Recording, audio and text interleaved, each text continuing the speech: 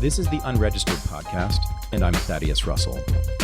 This is a show about ideas, people, and behaviors that are considered inappropriate, out of bounds, or beyond the pale. The things you're not supposed to talk about if you're a school teacher, a college professor, a businessman, a politician, a parent, a neighbor, or even a podcast host.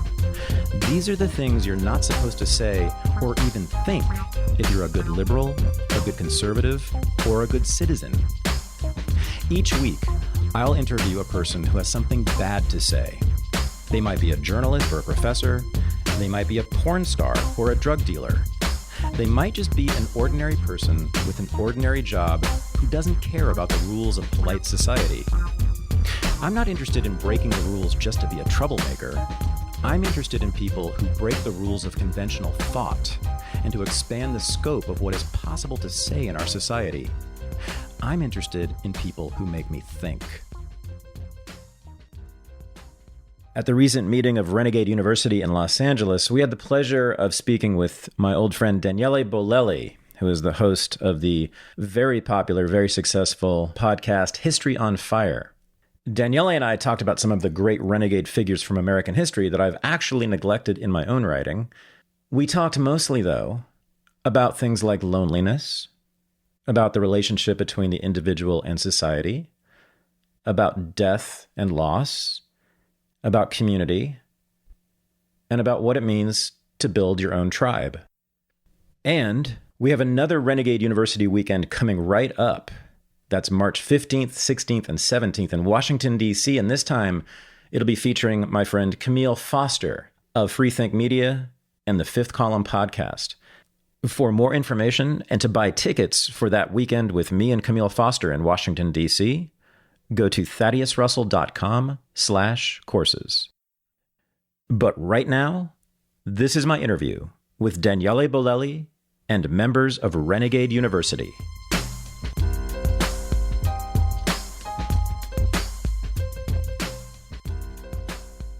This is my good friend Daniele Bolelli, who I met in 2010 or 11, right after my book was published. His mother interviewed me. She's an Italian journalist living in Los Angeles. She interviewed me for one of the major newspapers over there because I had just done this book. And we're sitting in this cafe, and I said, so how do you know about me? You're an Italian woman. What the hell is this? She said, oh, my son. He found your book, and he's a fan, and he told me about you. And I said, what's your son's name? Daniele. Oh, and he teaches history at Santa Monica College right down the street. I said, I need to meet this guy. Because at that point, I knew no one. I had nothing. I had just been divorced. I was alone in LA. I had no friends here. I had not much of a career. I had no platform, no podcast, no nothing really. Broke as fuck. We were stealing food to survive, actually, for a little while, supporting our children. We both had small children at the time. His wife died right after I met him, and he became a single dad right then. We were both being turned down for academic jobs right and left in all kinds of places. We could not find a real career in the academy, struggling as adjuncts, under a lot of pressure, and I wasn't under as much as you were, but we were both going under a lot of shit together at that time, trying to figure out if we can even have a career doing this stuff. Talking about history, writing about history, thinking about ideas and philosophy and all this stuff. And we did not know. I remember sitting in my flea-bitten little house over there on Granville Street, and I remember the day we were like, what the fuck are we going to do, man? And that was when podcasting had just really started. And Daniele you got on Rogan first, right? That was before Rogan was even that big. It was the end of 2011. Yeah, okay. Yeah, Rogan was like 2011. Just getting big then. But he got on first, and I think that sort of paved the way for me. But I remember sitting there at that cafe talking to you, and then you started to refer to your wife in the past tense. Mm-hmm. I didn't know. I had just met him like a few weeks before, and she died. It happened very fast. And we had been talking for an hour, and you suddenly referred to her in the past tense, and my jaw just dropped. I didn't even know she was sick. And I found out that she had died, and suddenly your whole life was turned upside down. You want to talk a little bit about that? Sure. You've written books about it, so I think it's okay. Yeah. I mean, it's life, right? It's just nothing. One of the things that's always puzzling is how little control we have on things. You can be It's actually funny because one of the topics that we're going to jump into in history in a little bit is very much related to this, because we're going to chat at some point about Lakota leader Crazy Horse. And to me, that archetype is so, it speaks to me, because you have the archetype of this guy who's sort of like a Native American version of Marvel's Punisher. You know, the guy is a beast. He cannot be touched in battle. He's like the most badass warrior you can think of, and there's not one damn thing he can do to save the ones he loves. He sees everybody he cares about die. His way of life goes down to shit. And it's like there's that paradox between having so much personality, so much intensity, so much even ability to affect things within this range. But once you step out just the boundary of your own body by a tiny bit, life happens whether you like it or not. And there's a shit that there's nothing you can do about. And it's both, I mean, on one end, that's reality, right? It's like it wakes you up to the fact that, you know, if you have any illusions of control, well, good luck. Have fun, because you don't control shit at the end of the day. On the other element, you do control this right now. You know, just what's within range in the here and now. That's pretty much the only place where you have any kind of power. Where there's a Zen story that I dig about that. That's it's the story of this guy who's not having the best day of his life. You know, he's in the middle of the forest, happily minding his business, and he realized that a tiger is stalking him. And he's like, oh shit, tiger. Runs off, managed to outrun the tiger by a bit, get to the edge of this cliff. And he's like, what now? Hang on to a vine, start lowering himself down the cliff a little bit. The vine is not long enough to make it down, but at least he's not getting eaten for the moment. So that's a start. You know, he's hanging there thinking, okay, what do I do now? You know, it's like, he looks down, and because his day is not shitty enough already, he sees another tiger coming at the bottom of the cliff. So just in case he had any illusions that he could jump and maybe he doesn't break all his bones and he could pull it off, no, there's a tiger who's gonna eat you down there. So it's like, okay, that complicates my options a little bit. Again, because his day is not shitty enough already, a couple of mice come out and begin to munch on the vine that he's hanging on. So he's like, okay, this is great. As all of this is happening, he sees this biggest, ripest red strawberry he has ever seen. Just barely out of reach of his arm, just out there. And, you know, he's thinking, you know, I could swim myself, but it's already this thing, I don't know how well it holds. If I swim myself, the odds are even worse that I may fall, or what do I do? You know, and the whole story is set up with what's going to happen next. And then there's just one line at the end of that thing that's referring to the strawberry, how sweet it was. Doesn't say what happened, because of course there is no happy ending, right? The guy's not going to get out alive. It's a shitty moment. There's no getting out. But for that one moment, god damn, that strawberry tastes good. And to me, that's what I mean by what you can touch and what you can have an impact on. You know, you can, even though you don't control some of the most important things that happen in your life, you may have a control over what you do 10 seconds from now with the person that's right next to you. That you have power on. That you can do something powerful there. That's it. Past that point, you probably don't. And so dealing with that is one of the things that if I'm in a good mood, I'll take it as a cool existential moment of being able to live in the moment and be in the here and now and enjoying here and now. If I'm not in a good mood, I'm like, doom and gloom, you don't control shit in life, and the universe one day is just gonna squash you, and that's it. So depending on which day you catch me on, may lean more one way or another. To be fair, you and I are usually grumpy, though. Well, it varies. Yeah. Depends. And usually when I talk to you, you're tired. Yeah, well, yeah. Yeah. Sure. And usually when you talk to me, I'm pissed off. Right. So, but I love that, though. When I moved to LA, as I said, I moved here from New York with my wife at the time and my son, who was 7 at the time. But after 9 months, I left my wife and I was alone in Los Angeles and with my son half the time. But really, I knew no one until I met this guy. So like, he was the only actual personal contact I had. The only way I could be Zen in that way socially was with him. He was my strawberry. He was the only thing I had. He was the only thing I had for a long, long time. And in some ways, I think like you were just like that life raft. You know, I felt like I was just out in the ocean, and then finally this guy read my book and he wanted to talk to me and be my friend, and there he was. And from there, like, we just started building. We had nothing. Neither one of us had shit. We had a couple of books that no one read, and that was it. And we just started building and building and building. Daniele Bolelli now has one of the biggest, hottest podcasts there is. His audience is way bigger for History on Fire than it is for Unregistered, than there is for Unregistered. It's a magnificent piece of work if you've ever listened to it. Just the scholarship, the research, and then the clarity of the communication and the drama he builds into every moment is the reason he has built an audience in the six figures. So he has gone from where he was in 2011 with me on my couch that I pulled from the street with a dead wife and a baby girl, daughter, to where he is now. So he's a big shot in the podcasting world. He's educating 1,000 times more people than almost any professor in this country. So we don't want your jobs anymore anyway. Right. Okay. And he also has a girlfriend who's fairly decent at a certain thing known as cage fighting. This is Savannah. Oh, yeah. This is Daniele's girlfriend, who is now 3-0 as a professional fighter.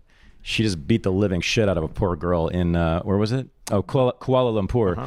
So she travels the world beating the shit out of women. No, she's a professional fighter. And that's what she does. And she's training. And Daniele is a former professional fighter, by the way. No one knows this. He's 2-0 as a professional. Good time to retire, right? Yeah. 2-0. Done. Perfect record, baby. Undefeated. You'll always be undefeated. Yes, yeah. Exactly. And so we bonded over that. I had just begun martial arts when I met him. He was already well advanced. But so he's living a really different life, and so am I. But I feel a bond and a gratitude for having him there at the very beginning of this. So that's one of the reasons he's here. But it's not the real reason. The real reason he's here is that the dude has so much to teach me, and I've learned so much from him about even what I study. So we're going to talk about American history. And when we were just going over in the back room about what we talk about here, I didn't know much of what he had said to me. And I've been, I don't know if you're aware, I'm a professional American historian. This is what I've been doing for 30 years now professionally. You'll see there's a lot of overlap in our interests, but also some divergences just in sort of our interests and priorities. And one of his main priorities as a scholar, and I think politically and otherwise, has been an interest in what are now called Native Americans. And he's a historian of Native Americans, something I know very little about, actually. It's another reason I wanted him to come here, because he fills in a big hole in my own knowledge and what I can teach. So you're from Italy. You're from Milan. You got here as a teenager. What were you, 18? Yep. And so why on earth do you care about Indians? That is weird. I don't really know, in the sense that it goes so far back that is before I can remember. It's like I was like super little kid, and some things catch your attention, whatever little kid book somebody put in front of you. I don't even remember what it was. I don't know what the origin point was. But there was something at an age before I can remember that caught my attention when it came to native stuff. And then, so every memory I have of me as a kid, that origin was in the past. Is at some point, who knows where, I don't know, I was 2, 3, 4, something like that. And I don't know what that initial thing was. So whatever memory I have, there has been already this interest in native stuff. So I can't really go back to a time when there wasn't. Okay, so let me ask you the harder, more interesting question. Sure. Why do you care now about native people? I think one of the things that fascinated me about native cultures was this idea of living in a society where you're living with essentially extended family, friends, maybe a few hundred people, where it's still manageable to have individual relationships with people, where you don't live in a society where there's so many people that you can keep track of everybody, where it's a functioning community. You have a closer relationship to your food, to the land, to the basics of life, to the earth under your feet, to what you're gonna eat, to all of that. And there's no state. There's no super level above here. The only level that exists is your tribe, is that relationship that you build with those 200, 300, 400 people around you. To me, that's human life. That's the 99% of the time we've been around. I mean, tribes of hunters and gatherers long time ago were smaller, because they didn't have horses. So you're talking more about 10 to 50 people as opposed to 300 or 400. 300 or 400 sound more fun. You're not stuck with the same 30 people all the time. At least it's like gives you a little extra variety. So I like that better than the caveman version. But I do like the fact that we're talking about what essentially is the human experience for 99% of the time that human beings have been around. Has been a tribal experience, close to the land, and I find that it speaks to me. It speaks to me in the sense that some of the things that today I miss, and it's funny that I miss because it's not like I ever had them, but that in my mind I'm like, I would like that life, are tied to start with the idea of having a sense of community. That I dig. I dig the idea of a community that yet allow you to be an individual, and that's the boundary, right? Because of course communities sometimes end up squashing your individuality, and being completely individual cut you off from any sense of larger human connection sometimes. So finding that sweet spot is fascinating. It sounds awesome. It sounds beautiful. And I think it, in some way, it speaks, beside what it does for me personally, in terms of where we are as a society today.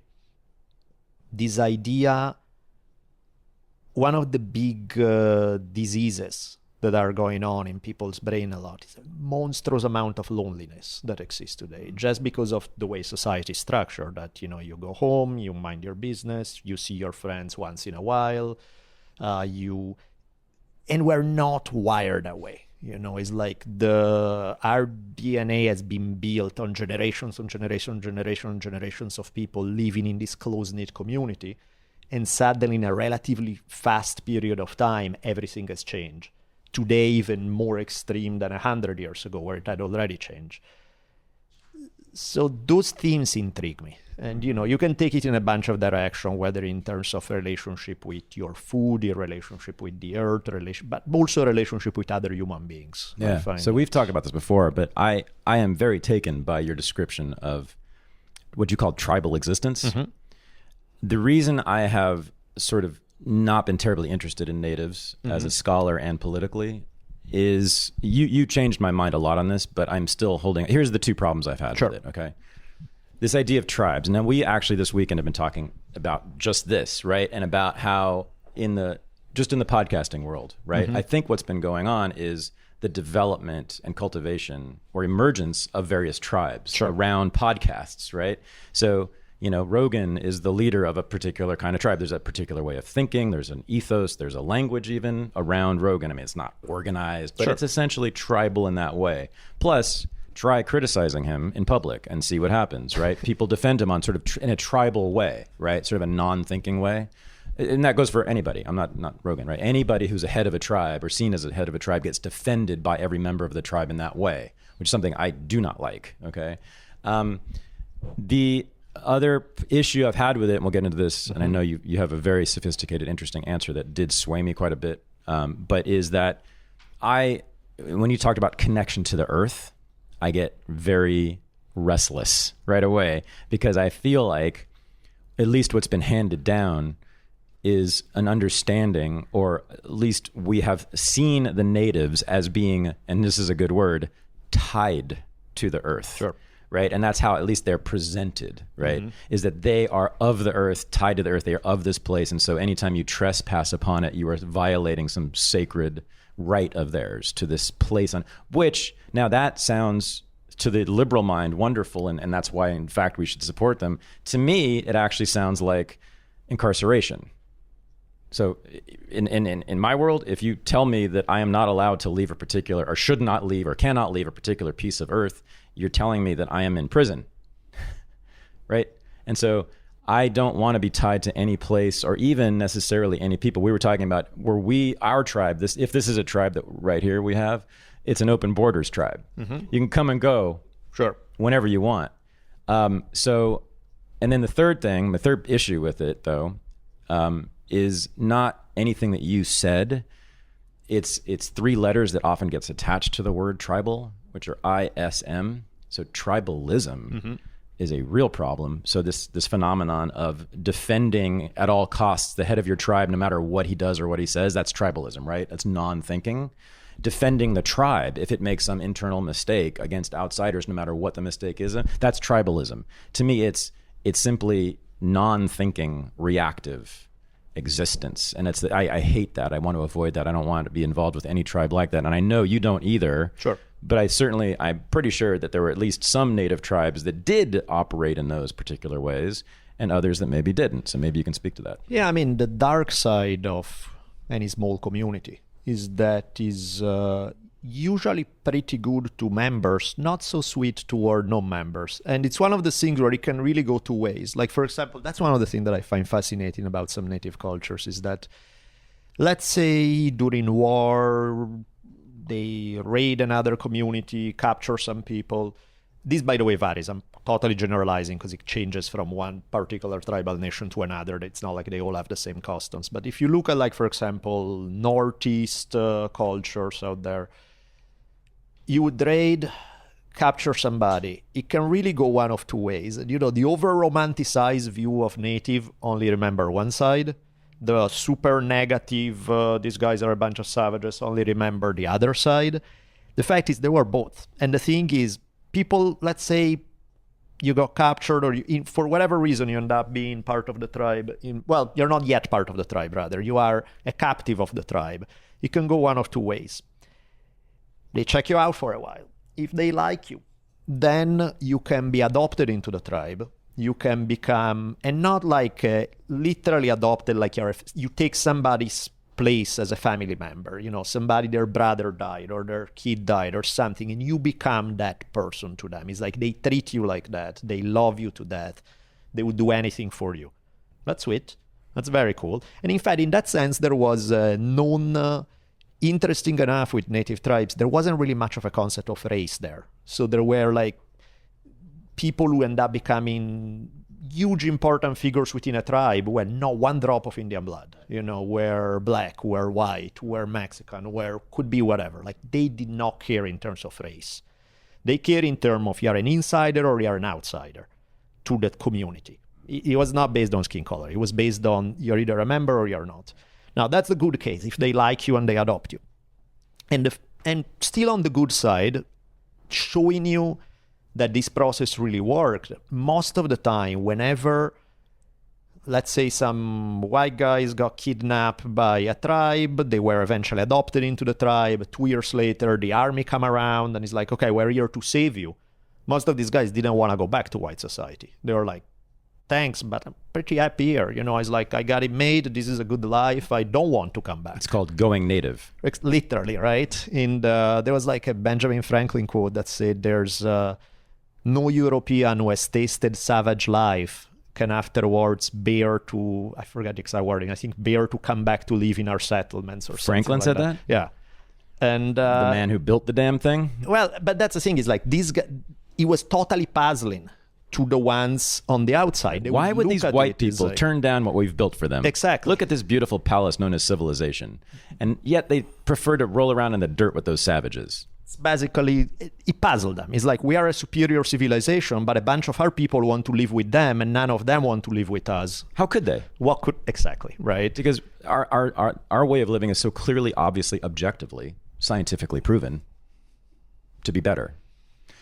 The science part that proves that, we invented that. But anyway, so we know for sure and deep in our hearts that we live better than they do. All right. So that was the good part, right? That's if they like you. And there's something there that tells you that there's something about that kind of living that speaks to human beings, that even people who may have not grown up with it, when they are brought in, they fucking love it, right? This is amazing. I don't want to go back to my old life. This is better. Well, and this is what would give rise to the more romanticized version of it all. Because it's real, but it's one side of the story. The other side of the story is we don't like you, and in which case we'll just torture you to death. And it's like, oh shit, that's not Dances with Wolves. That's a little harsher, And it's like, and it's the same people, right? The same guy who would give his life for you and love you and adore you as a family member, on a different day would instead torture to death the person they kidnap because the person doesn't make the cut, is not going to be an insider. And again, it's not about skin color, it's about, for whatever reason, Maybe you are a bit too aggressive in resisting. Maybe they don't feel that they can trust you. Maybe they don't feel, maybe they just, you smell bad. Who the hell knows, right? Something that they don't like you for. You're like, sorry, you didn't make the cut. You die in a horrific way. And it's the same culture, right? And it's like, so what do you make of it? Is it a good thing? Is it a bad thing? Well, life is complicated, right? You can really, it's both. It's horrific and terrible, and it's amazing at the same time. But it speaks to me about that process of what it means to be. So on the dark side, being part of a tribe in that sense is not a very friendly worldview in terms of outsiders. People who are not, that we don't make peace with, who are either not part of our tribe, or at least that we have a friendly relationship with, as you guys are from the other tribe, but we're cool with you. Anybody who is not in that category might as well just burn in hell for all they care, right? Because it's just, there's the same degree of love and compassion does not extend to somebody just because they are a human being if they are not part of the deal. Mm-hmm. But you're saying there's some circulation between tribes. There aren't hard national borders like there are now, right? Yeah.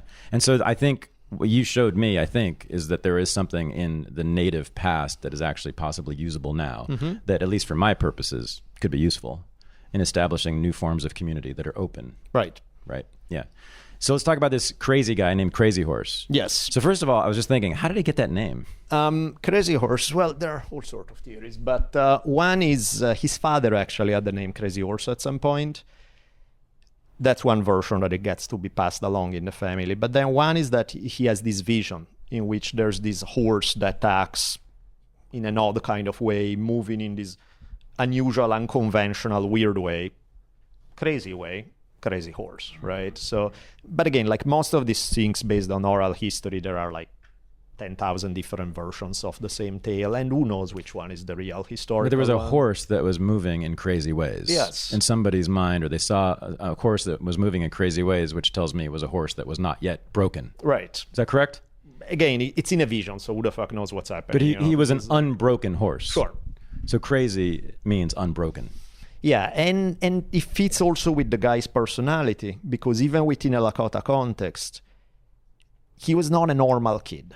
He had, partially because of grief, his mom hanged herself when he was 5 years old. He stopped speaking for 3 years. And so clearly there was some harsh developmental stuff there at some point.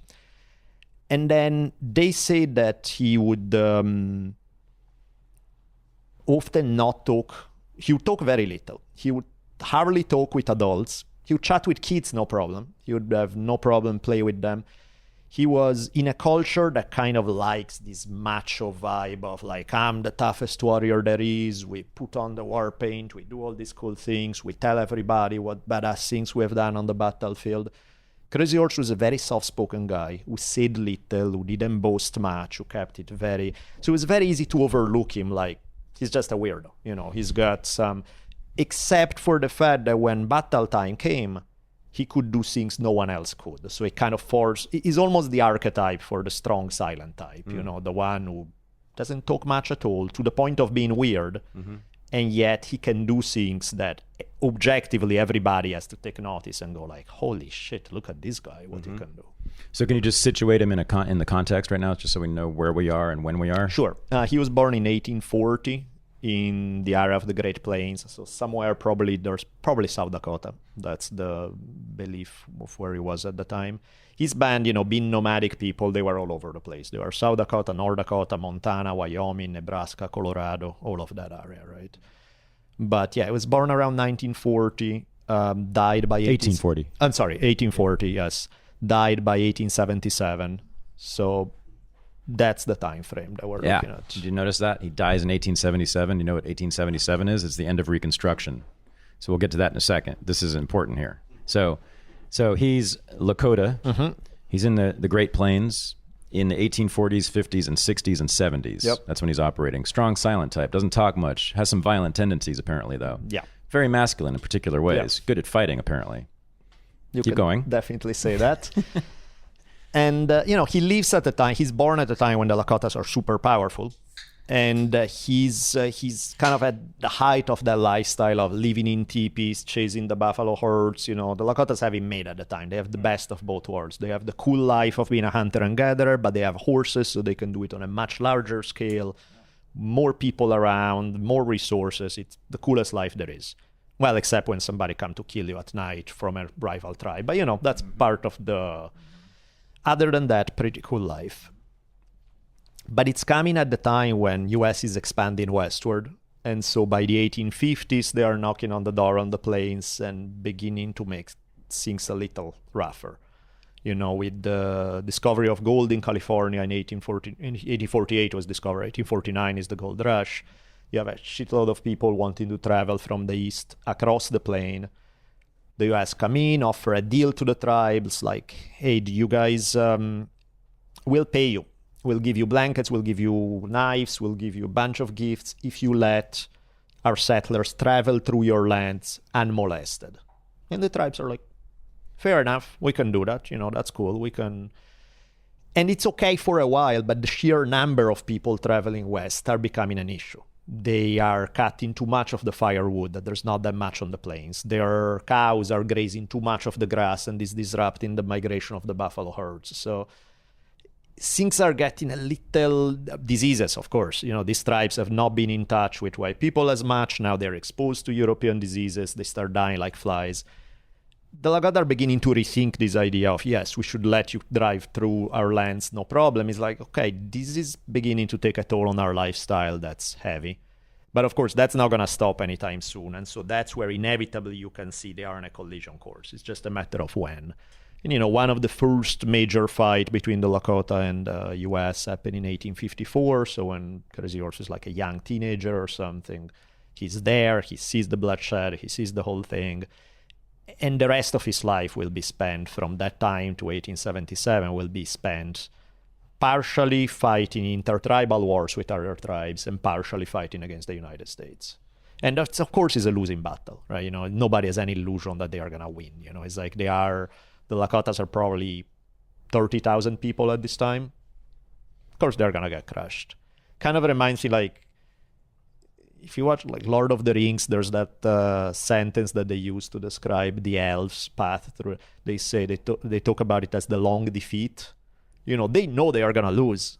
There's no question about the ultimate outcome. But hey, that ultimate outcome is not yet there, so we might as well fight it while we can, knowing full well that it's not gonna end well. You know, which in some way goes back to that strawberry thing. I was going to say that. Right? That's right. They had a few strawberries along the way. Exactly. They? Yeah.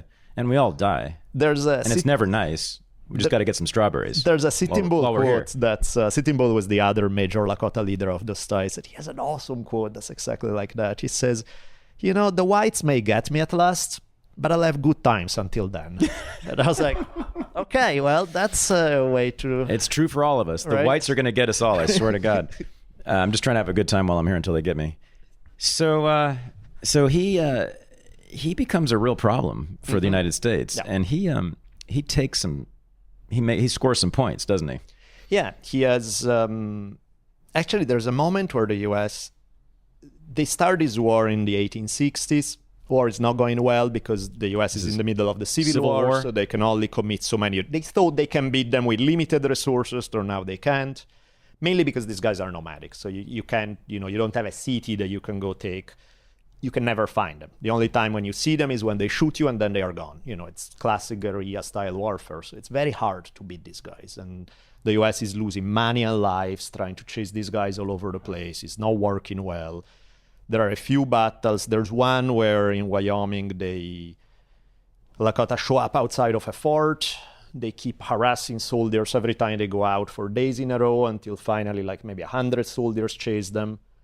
And this group of Lakota play this dangerous game of making it look like they are running for their lives, but really kind of holding their horse back because they don't want these guys to give up the chase. And they lead them over a couple of miles, over a hill into the next valley where there's 1,000 Lakota and Cheyenne waiting for them or kill them all. You know. So long story short, the U.S. government is saying, okay, this thing is not working. We're losing money, we're losing lives, this thing sucks. How about we sign a peace treaty? 1868, for Laramie Treaty, they sit down, they say, whatever you want, we'll give it to you. You want, we'll give you all of Western South Dakota. That's your nation. That's the boundary of your nation. Not only that, but for any land that you own to be legally sold to either the US or private citizens, 75% of your entire tribe has to sign. Meaning we can't just grab some drunk guy, say, hey, your leader signed, sorry guys, it's done. No, we have to get 75% of the whole tribes. It's solid. The problem is, like we told with every other treaty, the Fourth Army suffers from the same problem, which is nobody, when they are writing, nobody means to keep it. You know, it will be broken like every other treaty gets broken. Which kind of tells you that the purpose of signing treaties wasn't, you're buying time. You know, you're essentially, this war is not going well, we'll give you what you want, you guys relax, we don't have to worry about you for a while. When we have the resources to break the treaty and start again, we'll do it. But until then, we stop hemorrhaging lives and money in a war that's not going well. So there's a time from like 1868 to 1874 where they are more or less at peace, kind of. Then there will be an expedition going to the Black Hills of South Dakota, discovering gold in the Black Hills. So at that point, U.S. government is like, we would like to buy the Black Hills from you. Dakota's like, yeah, fuck you. No, we're not selling. That's not going to happen. And that's where they say, okay, I guess this Fourth Laramie Treaty, forget it. And they stop even trying to make it look like they are just going to be like, screw it. We're just going to ignore the treaty, pretend it's not there. And so there's one more big round of warfare between the tribes and U.S. U.S. still got their ass kicked in this famous battle at the Little Bighorn in Montana, one of them, which is kind of iconic because it happened almost to the day, like within a couple of weeks of the 100-year anniversary of the Declaration of Independence. So you have U.S. feeling, you know, people patting themselves on the back, look at what a big, powerful nation we have become over a 100-year period. And then news come out that a group of people who are considered Stone Age savages just crashed the U.S. Army, pisses a lot of people off. So they're going to put more resources into going after these guys. Battle of the Little Bighorn is their swan song. You know, it's done. They won the battle, they'll lose the war. Because now the army will be on their tail all the time. The bison are disappearing. You know, there were like some 40 million buffaloes in the United States at the beginning of the century. By 1895, there will be less than 1,000. So it's a near wipeout, and it's almost happened by 1877, 1876. So one after another, all the different tribes surrender. Sitting Bull takes his guys into Canada to try to stay there for a little bit. He's just going to be able to buy himself maybe 4 more years there. Crazy Horse is kind of the last one to surrender, and he's not well suited for peace. He's not a diplomat, he's not a sweet talker, he doesn't know how to play the game. Other Lakota leaders who have been playing the game before, they don't like him too much, because it makes them look bad. You know, these guys have been making compromises day in and day out in committees and counter committees, arguing with the US government, figuring out how much of their way of life they are going to trade on a daily basis. And here come the guy who everybody look as, oh, look at the image of the uncorrupted, tough guy who didn't give in. Makes them look bad. So they start spreading rumors about him. The US government is more than happy to believe any rumor about him because they know that this war has been going on for like 20 years, basically on and off. If he's going to start again, it's because he's going to run off and start things up. So they basically set him up to be killed. They tell him they are going to have a meeting. They're not having a meeting. They are trying to arrest him. When he realizes they are trying to put him in a cage, he pulls out his knife, starts fighting. And that kind of goes back to this vision that he had when he was young. The story is that during his vision, he was shown that he would be undefeatable in battle, but he could get killed when his own people are holding him back. And in this case, there's a guy who's Lakota police. He has been hired by the government to enforce government policies on the reservation, trying to take the knife from him. And while they're struggling from the knife, a U.S. soldier come up, stick a bayonet through Crazy Horse and kills him. So that's the tale of, like, he died within weeks of surrendering. In 1876? Seven? Yeah, which is a very important date, right? Mm-hmm. So from 1861 to 1865, most of the U.S. Army is fighting the Civil War. And then from 1865 to 1876, most of the U.S. Army is occupying the South in Reconstruction. So the Indians had a little window there, a little chance to get away because the army was so occupied down south for so long. After that, though, game was on, and it was pretty much just a matter of time, right? They just chased them to the ocean, essentially, and killed them, or destroyed them, or put them somewhere to change them, right? Definitely. So the Lakota and a lot of the tribes at that time end up in the Indian reform schools. Yeah, that's what's going to happen. Like, if the wars end there, and there's a little tail end later, because about 13 years later, by 1890, there will be this religious movement that kind of give hope to the tribes, will be squashed in blood in a big massacre. But, basically, the wars are over. The physical warfare is done. What begins is a phase of more cultural warfare, of just U.S. effort to try to... I guess it's the difference between the vicious racist and the nice racist, quote unquote. The vicious racist is, I hate you because you have a certain skin color, go die. The nice racist, which is what the US government will use at this time, is, we don't hate you because of your skin color. We hate you because of your stupid culture. So if we could go rid of all of your stupid culture and we turn you, short of taking the Michael Jackson pill that makes you white overnight, you do everything conceivably possible to become like us, then we're good. Then we can deal with you. Even that's not really true, because there is some more overt, but that's the theory. It's actually anti-racist, right? Right. But it is also anti-Indian. Totally. Right. It's we'll squeeze the Indianness out of... There was the slogan of the boarding... Because what happens is, they start putting Indian kids in school because they realize the adults, they're too set in their ways. They're not going to change. Kids, they are more malleable. Put the Indian kids in school, but they spend a few hours in school, then they go home, they still speak the language, they still pick up the culture. It's not working well. So we're going to put the Indian kids instead to boarding school, located far away from the reservation, where they are, full control under the teacher. They don't see their family most of the year. That's a little easier to completely change their culture. And that's where that shift will happen. That will be the... one of the slogans of the boarding schools was to kill the Indian to save the man. We'll squeeze the Indianness out of you so that we can save you as a human being. And that's actually, let's see. You have some before and after pictures. Yeah, the before and after pictures are really trippy. So these were like some of the postcards that the boarding schools would send to show the good work they are doing, the before and after. So this is what this lady looks like when she arrives. You can describe it for the people who can't see. Of course, yeah, because we are, the Audio podcast only. version, yeah. So here you have this lady in buckskin clothing, hair down below her hips, native in, there's no mistaking her for any other ethnicity. It's pretty clear where she's at. And you see the after picture where she's, looks like she's getting married. She's in this bridal gown, white, all her hair is perfectly neat and kept together. Every scene screams savagery / civilized, according to the way these guys would view it. And her husband is dressed in a suit. Yeah, and he looks miserable. Yeah, well, that's what suits do. They make you miserable. That's the point of them. But also, what is the point of the American business suit? What was it? It was invented in the 1840s and 1850s for white people to make everyone look the same.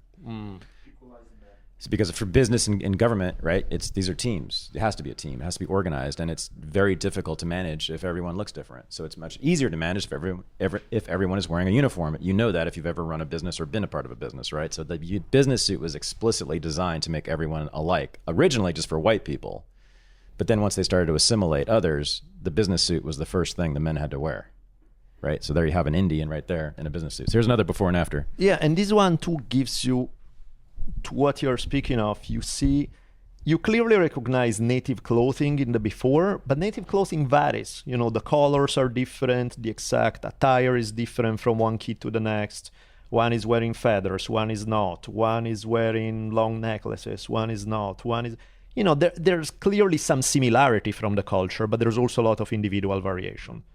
The after picture, they are all wearing the exact same suit, buttoned up the exact same way. All these three boys in this picture, I think they are brothers. And this is, you have gone through the machine, and this is what it spits out on the other end, where your hair is perfectly neat and combed. It kind of kills the individuality here, and is about churning out. And this idea of killing the individuality is really interesting too, not only in terms of how you look, but even names. it's funny how they change, because Indian names traditionally, the way it was when you're born, you get some kind of baby name. Doesn't mean anything. It's like you're just born. Nothing has happened to you. So you are chubby or curly hair or whatever, some random cutesy child name because there's nothing to tell about you. At some point as you grow up, something meaningful happens. And there will be a story that's attached to that name. And so you pick up a name that embodies either certain qualities that they wish you to remember, or there's usually, and throughout your life, if something significant enough happens, you may retire your previous name and pick up a new one.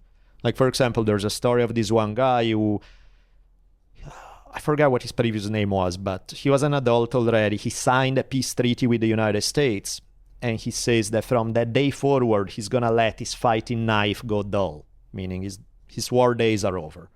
And so, to celebrate the occasion, he become a dull knife. That will become his name, right? So names were very individualized. They were very tied to a particular story attached to something that happened to you. When you go to the boarding schools, all that needs to go.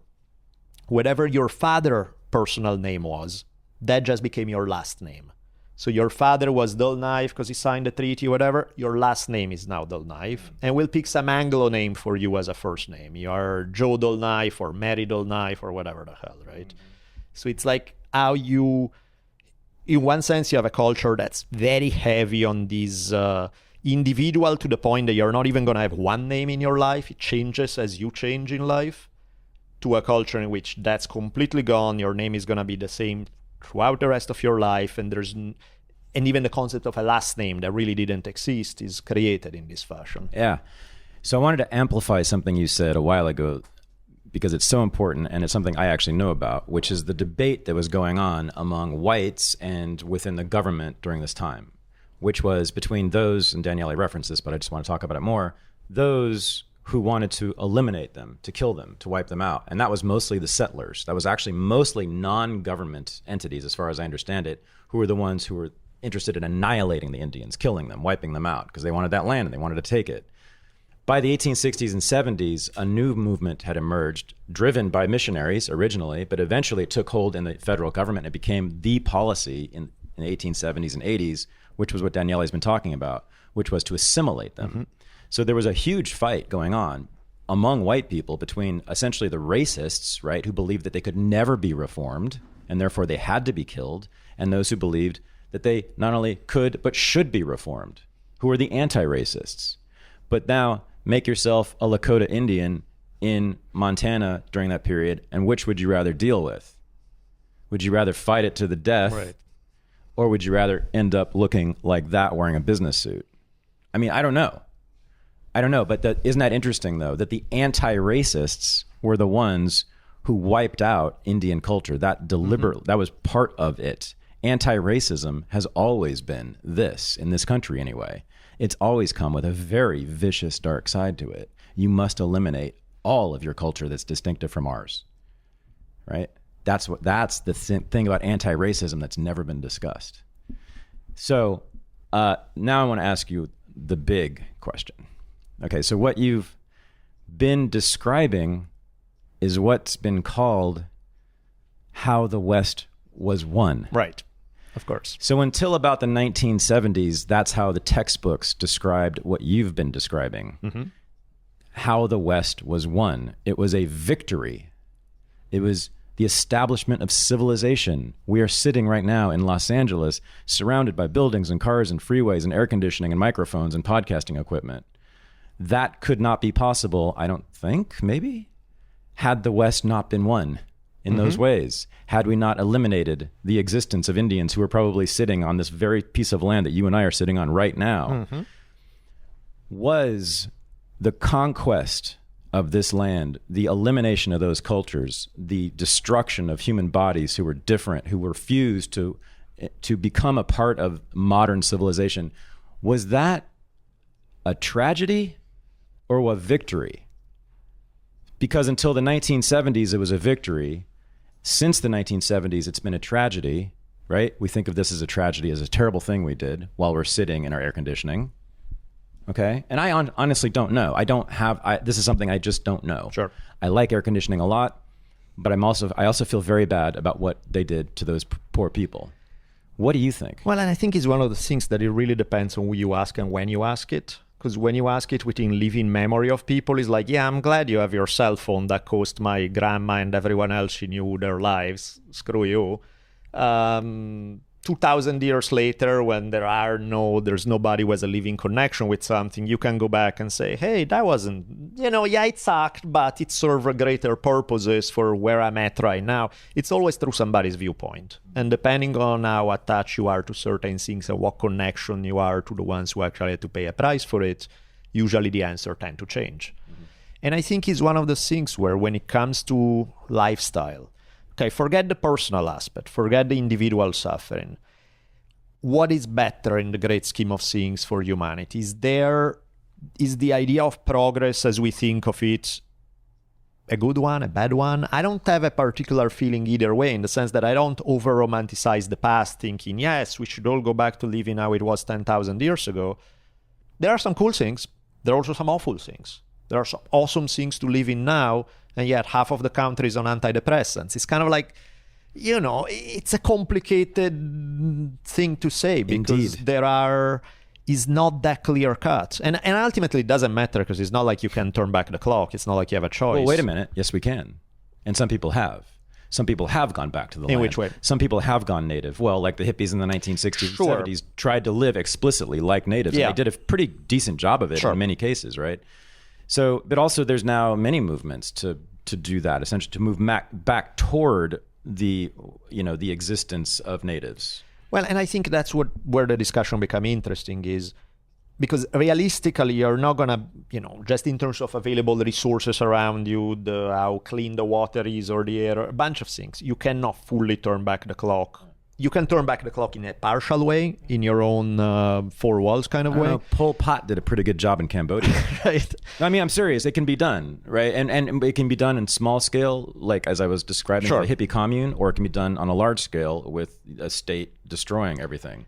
And I think that's where the discussion becomes interesting is what is ideal world. You can create your own civilization. You can create your own world. You can create your own lifestyle. What would you want to keep of what we have today, the many cool things that exist today, while getting rid of the less pleasant aspect? And of course, this, by the way, it's an individual decision, right? No two people are going to give the same answer. But like there are certain things that we have today that are amazing, that I would not want to give up. There are other things on the other end that I think we would be wise to borrow ideas from other culture, other time places, and figure out how we can fit them here. Because the goal ultimately is, how do you create the best of both worlds? How do you not get stuck with one thing and all of its limitations? Or you get the other one that has some cool things and 10,000 limitations. How can we find, have a almost mixed martial art approach to creating life on Earth, of like, how do we take the best from different things and combine it in a way that give human beings the greatest amount of happiness? I love that. Now I need to talk about football, though, because today is Super Bowl Sunday. You're an Italian, so you don't know about this, right. this sport, but it's a national holiday for us. The game begins in, I think, 3 hours, so we need to pivot to football very quickly. Okay, football. So football. You've been here for a while, so you may know this is fairly important to us, this game, right? So let's talk about football for a second. Yes. So you get the ball maybe on the 20-yard line, okay? That's where you start. And then what are you supposed to do then? How do you win? Land grab. Yeah. You move forward, don't you? And you got your team. Yard by yard, inch by inch, until you hit the goal line, and that's a touchdown. That's how you score, right? Well, think about the North American continent, the landmass, right? And you think about the 20-yard line, or one end zone being the East Coast and the other end zone being the West Coast, and I think you get what I'm saying here. Isn't it interesting that at the Carlisle Indian School, they taught the Indians how to play football? Yeah, because they were bored to that, all their lives suck in every other way. The one thing that they found that was kind of fun, it was playing sports. And so football, the story of football in the late 1800s is kind of funny, because what happens is the wars with the tribes are over. the frontier is over. There is no more go west, young man, and carve your own. There is no west anymore. There's like the whole thing has been conquered. There's US civilization from coast to coast.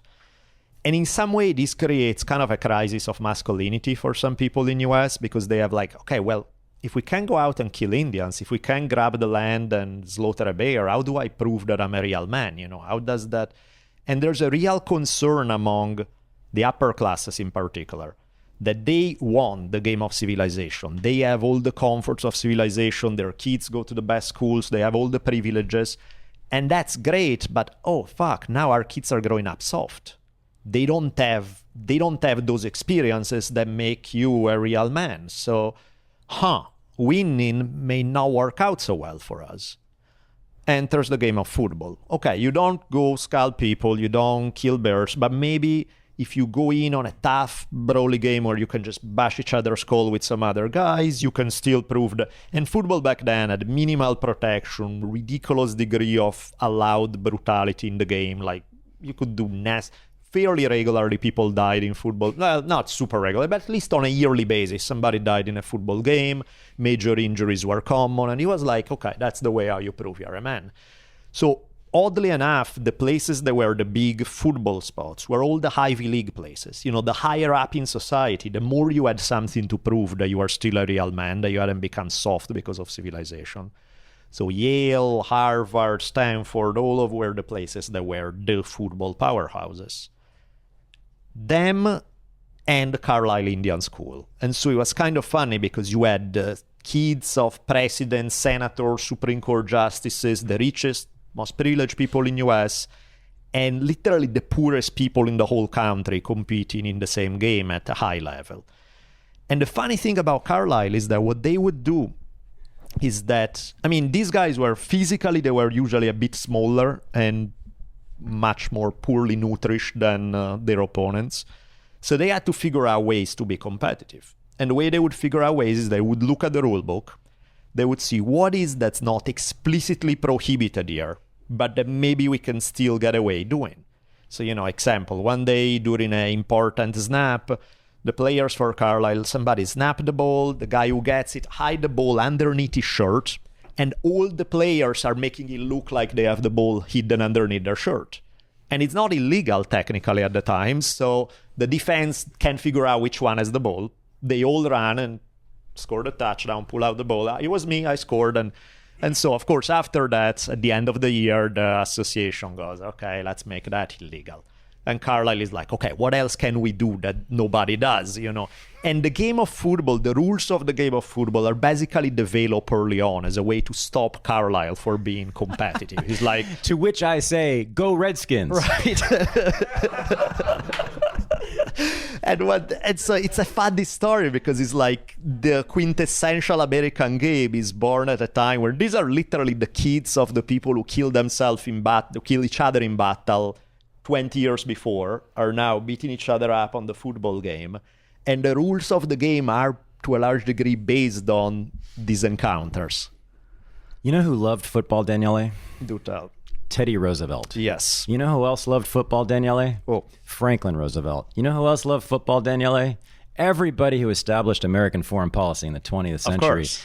Because it wasn't just at Harvard and Yale and Stanford. It was also at the white people's boarding schools like Groton Academy, where all the political establishment and Franklin Roosevelt and all those guys were trained. They loved them some football. There's pictures of all those guys looking just like these Indians in football uniforms, marching across the field, marching across North America, and then marching to the Philippines and beyond. Of course. But go Redskins, man.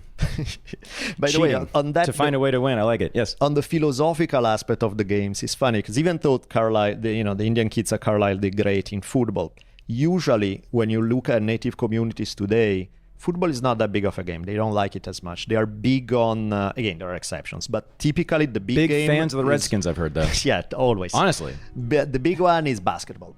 Okay. And in many ways, they say, well, because in basketball, every person is moving. There's a constant movement that's not just in a straight line. And it's more like playing Indian warfare, where it was like you dart in, you dart out. There's rather than this slow, grinding march forward. That's more like an army in a traditional way. Everyone knows I think the world, and especially Americans, is overworked. And today it can be very hard to find the time to sit down and learn more about the world. It's not easy when the likes of social media can be so addictive and time-consuming also. So you may think you don't have the time to read a whole book or to develop yourself. In fact, I often don't read a whole book. I usually just use it for my work. There's an app I highly recommend. It's called Blinkist.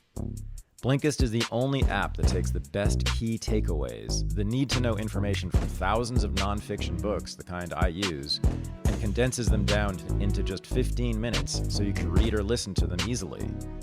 Blinkist is made of people like you and me, very busy people with active work schedules, who want to get the main points of the books very quickly without reading the entire book. With an audio feature, Blinkist makes it so easy to finish 4 books a day while you're on the go. 8 million people right now are using Blinkist, and it has a massive and growing library, from self-help to business to health to even history books. I like Blinkist personally because, as I said, for my own work, I use books rather than read them entirely. So in less than 15 minutes, I feel like I can get from a book exactly what I need. Right now, for a limited time, Blinkist has a special offer just for the unregistered audience. Go to Blinkist.com/renegade to start your free 7-day trial. That's Blinkist, spelled Blinkist, Blinkist.com/renegade to start your free 7-day trial. Blinkist.com/renegade. This brings us to another different person, but who is very similar to these people in a lot of ways. So you've devoted several episodes of your podcast to. One of absolutely the greatest renegade heroes in American history, one of my greatest heroes. I don't think I might mention him in Renegade, but I don't enough. You are an expert on this guy. His name's Jack Johnson. Do you have any pictures of Jack Johnson? Jack Johnson was the heavyweight champion of the world, boxer, and you guys know who this is generally, right? There was a special done on him by Ken Burns, which probably wasn't that good. Wasn't bad. It was okay. Not as good as what you do. But let's talk about Jack Johnson for a second here. I'm sure a lot of people don't know the full story here. There's probably no greater badass in American history. Yeah, I mean, he's one of those characters that just, like, you would think he's made up. Because it's like, there's no way that this guy is the real thing. And he's operating at the same time as these Indian reform schools. Turn of the century, that's when he is. He comes from the South. Right. He was born in the late 19th century, I think. Yeah, I'm in Texas. Yep. And let me try to see if I can dig up a Jack Johnson picture, because he's just so fun. He's one of those guys that, oh man, why do I not have Jack Johnson? Okay, oh yes, here you go. There he is. So here we see him. Basically, it's his life in a nutshell. Knocking out white guys in the ring and sleeping with white women. Here we have a picture of one of his white wives, because there were more than one over time, not at the same time though. And here is this is what year again, roughly? This is he was built up in the last decade of the 1800s as a boxer. Then he became a champion in the first decade of the 1900s. I think it was 1910 when he won the title, then a big, huge match in 1912, and he remains champion for a few years after that. Let's put this in context. Okay, so during the 1890s, that decade alone, roughly 5 to 6 black men per week were lynched. Yeah. So this is the height of racist Jim Crow right then. This guy is as Daniele just said, knocking out white guys in the ring and then having sex with white women. And the worst part was that he flaunted it. Yeah, exactly. Not hiding proud of it. Exactly. Yeah. So he was not super popular with everybody. Let's just say that. There's the quintessential Jack Johnson story that usually is the first one that gets to be told because he captured very quickly the vibe of the guy. There's a story that after he started making his money with boxing, he was really into cars. You know, they were the first cars were getting sold, becoming popular. He really loved to drive his cars fast. And so he gets stopped somewhere in the South, and the cop walks up to him and is like, "Hey, boy, you are speeding. I'm going to have to fine you." And back then, you could pay your ticket on the spot in cash to the cop, which leaves... I'm sure went directly to the city coffers. Yes. How it always works, right?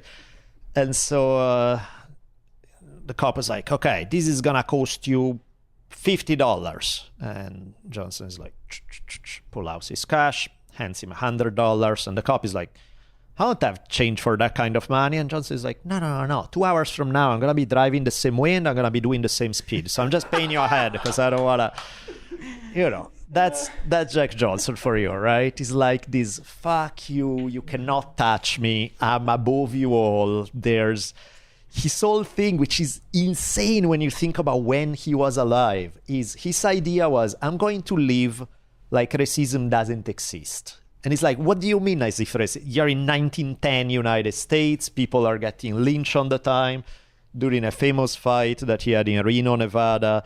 The band was playing a song right before he came onto the ring called All Coons Look Alike to Me. He was like, he would walk into stadiums where it would be like 10,000 people screaming for his death, right?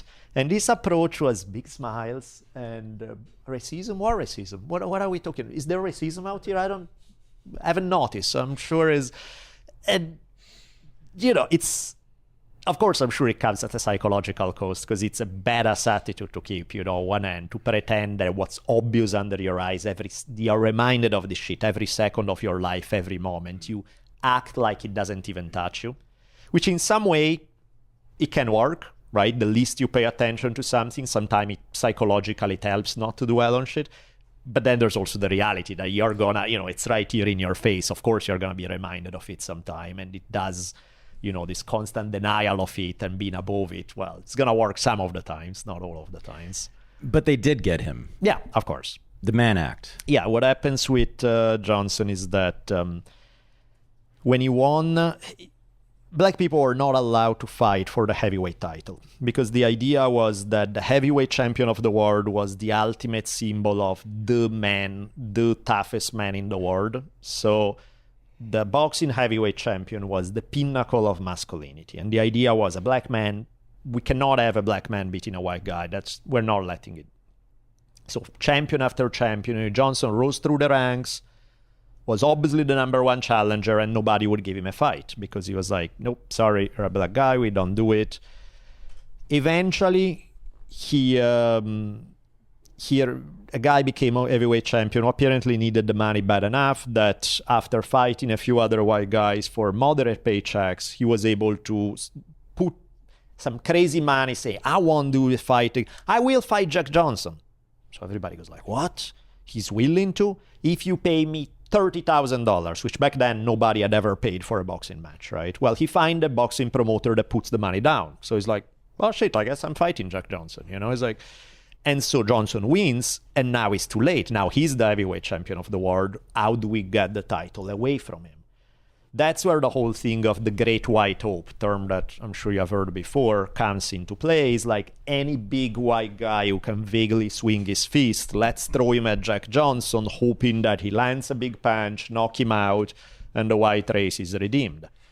And doesn't work. Johnson is too good, and he beats guy after guy after guy. Couple of years into it, they drag back the old champion, who had retired undefeated, who was badass, burly guy, was even bigger than Jack Johnson. Because one of the critiques is like, the guy you beat for the title was a very small heavyweight. You're a bigger, stronger guy. So this dude is massive. There's this letter writing campaign. This hurts because I actually like Jack London as a writer, but he was racist like most people back then. So he started his letter writing campaign inviting Jim Jeffrey, the former champion, to the honor of the white race is in your hands, only you can redeem it and stuff, which again, he spoils it because I love Jack London so much, some of his writing, but he was a vicious racist. There's no argument about it.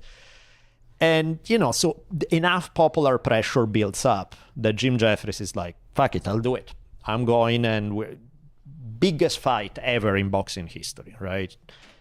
They are supposed to do it in California. There's enough pressure from church groups to say, nope, can't do. The governor changes his mind. They have to, at the last minute, set it up in Reno, Nevada, where nobody gives a fuck about anything, so everything is legal. So they set up the thing in Reno, and this is before even radio was around, right? And yet the whole country is glued to something. Like they are in the street where somebody by telegraph is going to give the news and shout them out, and everybody find the blow-to-blow account. They have a bunch of places around the country. They have a white boxer and a black boxer hired to stand there, and every time the guy with the telegraph tells them, Johnson landed a left hook to the body, then they act it out on stage for a... It's so weird to think that this was like little over 100 years ago, because it's like prehistory in so many ways. But it's before internet, before TV, before radio, before just about anything. And yet, the moment Jack Johnson is able to demolish Jeffries, and the way he went about it, speaking to what you were saying about not being exactly flaunting it, there were times when he would almost drop opponents and pick them up before they fall, because he was like, no, we're not done here. It's like, all the shit you guys put me through, no, you don't get out so easy. This is not gonna... And where's your wife, by the way? Right, exactly. That's usually how... And, and throughout the entire time, he would talk shit with the corner because they would yell all sort of racist insult at him to try to get him riled up, and he would talk shit to them, and it's fairly hilarious, the whole thing. And when he finally knocked out Jim Jeffries, riots break out in like 50 different places, 25 states in US, 50 different cities. Bunch of people die. Exact number varies, some from a dozen to 30 to significant numbers. Solid numbers of people die because either black people celebrating getting murdered by white crowds, or there were a couple of cases of black guys shooting into a white crowds. But either way, bunch of people. Talk about it. This is a sporting event, right? And it's not just a sporting event. It's one of the most dramatic moments in modern US history when it comes to race relations, when it comes to so many other things. And because at that point it became clear, okay, we're not going to get the title back from Jack Johnson anytime soon. There is no white guy out there on earth today who can beat him. What do we do? That's when then legal prosecution became intensified, and they try to bust him on... He was really fond of women in general, sex workers in particular, and he had a bunch of relationships with also became primarily white women later in life. And one of these ladies, the lady's mom, along with a prosecutor, find a way to accuse him, Johnson, of having kidnapped her. She say, he hasn't kidnapped him. I love him. He's cool. I like to be around him.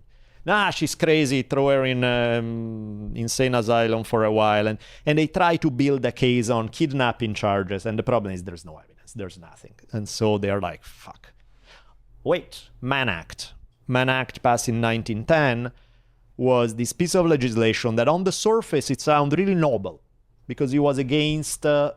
forced prostitution, enslaving poor white women, taking them from one state, selling them into prostitution in another state. Yeah, that's fucked up. Okay, forced prostitution, not a good thing. I can see why. It's based on a lot of paranoia because it's based on this notion that there are these gangs, primarily seen as Jewish gangs, that are operating prostitution rings, kidnapping white women. Now, I'm sure stuff like that happened once in a blue moon. Not nearly as common as it was advertised. But, it's like, okay, sure, you can put a law that's addressing something that mostly doesn't exist, but whatever, that's fine. The crime is a bad crime, so okay. The problem is that the meaning got changed. So the Mann Act was written in a way that said that it was for immoral purposes, taking one woman from a state to another. And again, the meaning was immoral purposes was selling her into prostitution into another state. But hey, what else is immoral according to the standards of the 1910s is sex outside of marriage is immoral. So first it becomes prostitution in general, willing or unwilling. So if you take a prostitute across state lines, boom, Mann Act violation, even if she's willing. Then it becomes anybody who's not married, crossing state lines, having even the remote plan for sex, it's a violation of the Mann Act. So suddenly is any boyfriend, girlfriend crossing state lines, they are violating federal law. Now, clearly you cannot enforce that law on everybody because you have to prosecute half of the country. So what they will do is start enforcing it selectively. It's like, is there somebody we don't like for a particular reason? And we want to get rid of them, but we can't catch them on anything else. maybe we can use the Mann Act. So guys like Charlie Chaplin, for example, he was a big-time communist. So it's like, okay, he's communist, fuck that guy. Well, we can't charge him because he's communist alone. You need to have done something. Well, he's not breaking any laws. Hey, he traveled across state lines with somebody who wasn't his wife. Mann Act violation. Great. And of course, Jack Johnson. He was being so public about traveling with this harem of women around him all the time across state lines that made it possible to charge him on a Mann Act thing. He was convicted, escaped, ran off and lived as the heavyweight champion in Europe for the most part, defending his title while on the run. And he does that for almost a decade. And then eventually he's getting tired. His mom is dying. All this shit is like, I'm done being on the run all the time. So he does come back into the United States, will do 1 year in jail. And then he actually managed to have a fairly long life after that, and after he has lost the title and stuff. So I was in an In-N-Out Burger last night, and on the counter, there was a big can with a picture on it. It said, "Human trafficking, look for the signs." And it had pictures of people of various colors, women, men, all kinds of ethnicities, sort of just standing there lined up. And we were supposed to assume that, I guess, one of these people in this picture is being human trafficked. And In-N-Out was covered in these posters, and it was paid for by some organization I've never heard of, promising to end slavery. Now, human trafficking, as everybody knows, is a thing that's all around the society. Apparently, we are surrounded by people who are either being trafficked or who are traffickers. The very origin of that is what was called, or is called now, the white slavery. Mm-hmm. We call it now hysteria, which is exactly what Daniele has been describing. Beginning with Jack Johnson, there began this hysteria that Jewish men and Chinese men and black men were kidnapping white women and forcing them to be prostitutes. When in fact, it was basically, there was just a lot of immigration going on and a lot of prostitution going on, right? But they used all this as a pretext to crush Jack Johnson, mm-hmm. to crush interracial relationships, and to crush immigrants, and to crush, ultimately, sex workers. So the Mann Act is still essentially on the books. It's the origin, it's the root of this human trafficking hysteria, which is, as we're speaking, probably putting a woman in jail right now. Right now, there's probably a cop in this country who's putting a woman or a man in jail for violation of essentially the Mann Act. That's the origins of all that stuff. So we've come full circle here. Which is kind of even the law, what is it called? SESTA, the one that was passed. SESTA FOSTA, yeah. Right, exactly. Yeah, yes. It's very much, it's like the high-tech internet version of the Mann Act in a lot of ways. And again, when you look at the theories, like, yeah, sex trafficking sucks. That's awful. I can see, yeah, you need to have a law against it, except that it never get to be applied to what it's theoretically applied to. It get to be applied to a bunch of things that have nothing to do with it. It's kind of like, in some way, that's the problem with language sometimes and how it's used. If you tell me during the Cold War, communism sucks, there's a problem with it, it's good to stop it, I can see the logic how communism sucks. There's a lot of bad things that have happened in lots of communism. It's like, okay, I get it. The problem is that when suddenly the definition become anybody who doesn't embrace an ultra right-wing version of American politics is a communist, it's like, whoa, you took something that realistically in the US the number of communists was about this big, and now you're applying it to more than half of the country. That's a problem. That becomes the problem. It's like, you take a law against sex trafficking. Okay, we're good. Small phenomenon, but fucked up. So yes, there's a problem. But now we apply to sex work, or in the case of the Mann Act, even not sex work at all, even just sex outside of marriage. And it's like, whoa. You took something that the theory sounded maybe exaggerated, a little paranoid, but not bad. And now you applied it to something that has nothing to do with the original intent, and you completely fuck it up. So I did a pretty deep dive into researching the white slavery panic mm-hmm. of the early 20th century. And I think I did my due diligence. I found one case that might have been actual kidnapping and enslavement of a woman. Right. One. I mean, again, who knows? But in terms of actual evidence, that's all there is. And it's it's very vague. But historians across the board agree that this was almost entirely hysteria. Mm-hmm. And you referenced communism. So 60, 50 years later, we had another hysteria, right? Now, there were communists, and they did, in fact, work for Joseph Stalin, and they were, in fact, trying to subvert the United States, but there were only a tiny handful of them. But we acted and mm-hmm. behaved as if they were half the country, as you just said. And that is the definition of hysteria. And we're right now in the midst of other hysterias, aren't we? That look kind of similar, right? We kind of think now maybe another country is controlling us and other people are controlling us and other groups from outside are controlling us. Daniele, thank you so much for all those presentations and for introducing us to these incredible characters in American history who I, Mr. Renegade Historian, have oddly neglected. And I'm so glad that you're filling in those gaps. Now is the chance for everyone to talk to us or ask us questions or yell at us or anything you want to do. So if you guys want to take your time, collect yourselves, and think about it, you can, or we can just give you the mic right now. But I'm going to put a chair right there, and you're going to get one of these mics. Anybody who wants to come ask a question or say anything.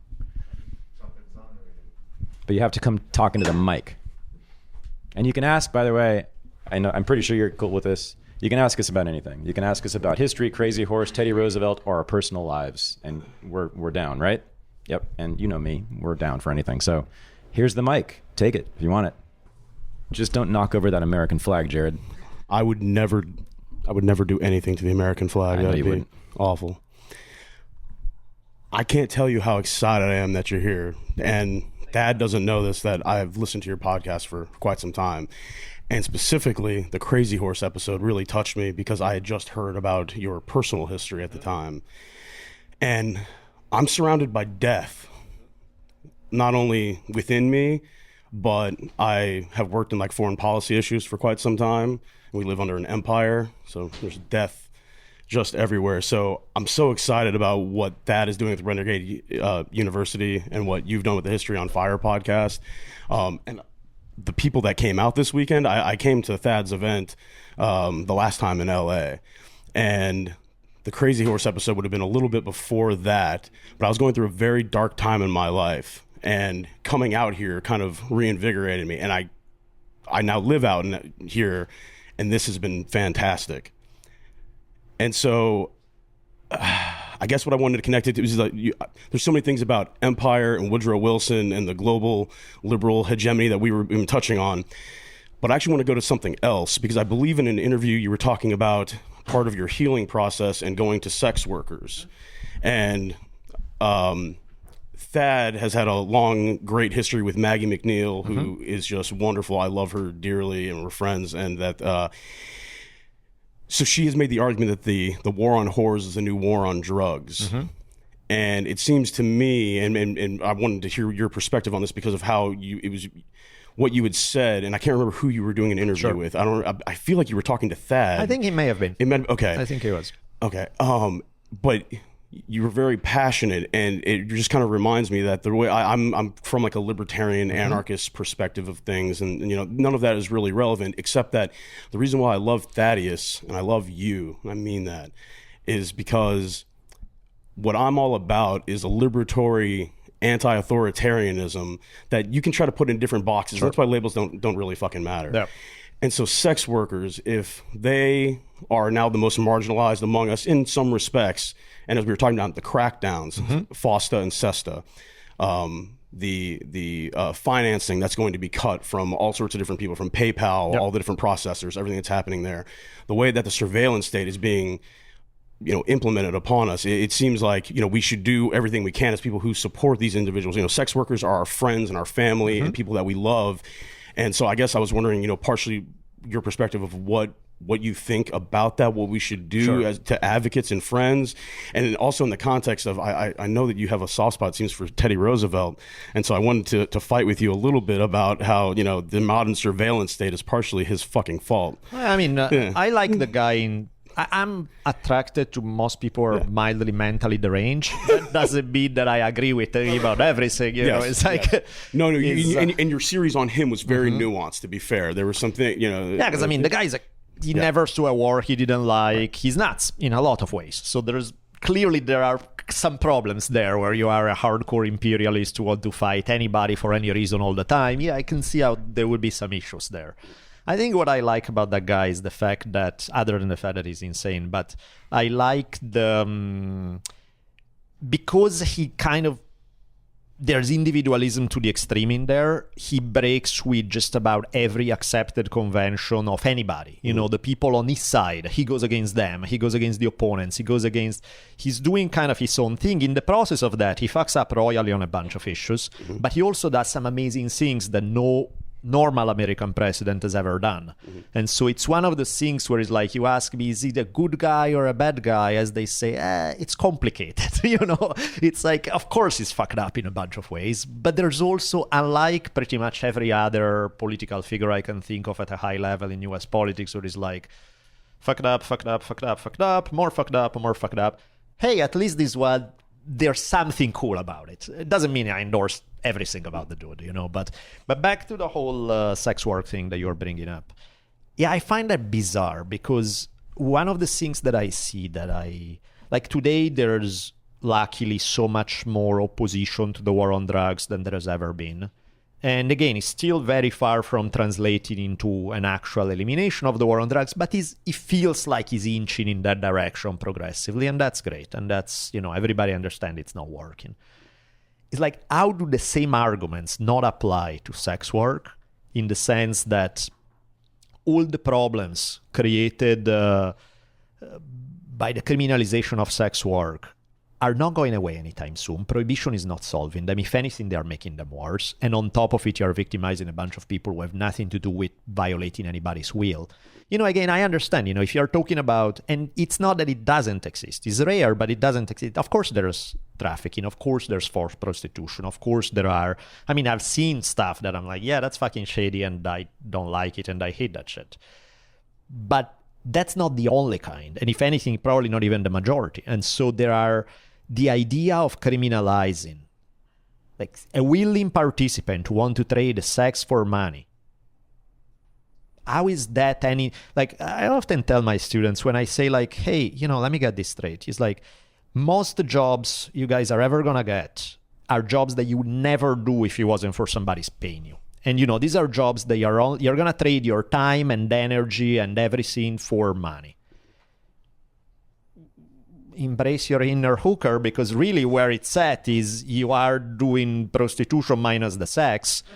And I'm not judging it. Hey, you got to pay the bills. You got to do what you need to do. But let's be real about it. It's like this moral outrage because somebody's bringing sex into it. It's like, ugh. I just want to jump in real quick. I said that to a class once, and that was the only time I was ever brought before a dean. Serious? Yes. On charges of inappropriate conduct in a classroom. Really? Yes. My Back to you, Jared. Laugh. You have bad luck, man.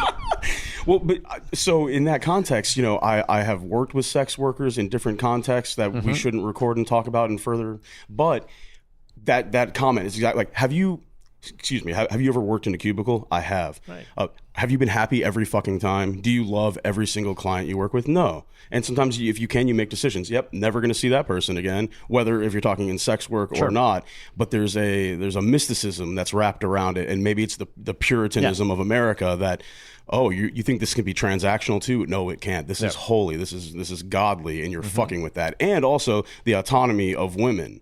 And that, it was only a handful of decades ago that, women couldn't open up bank accounts by themselves. Sure. So you see this criminalization. And so it worries me that the butt of jokes, so many comedians, dead hooker jokes. That's like, that's so fucking common. And it's like, that's lazy as hell, first of all.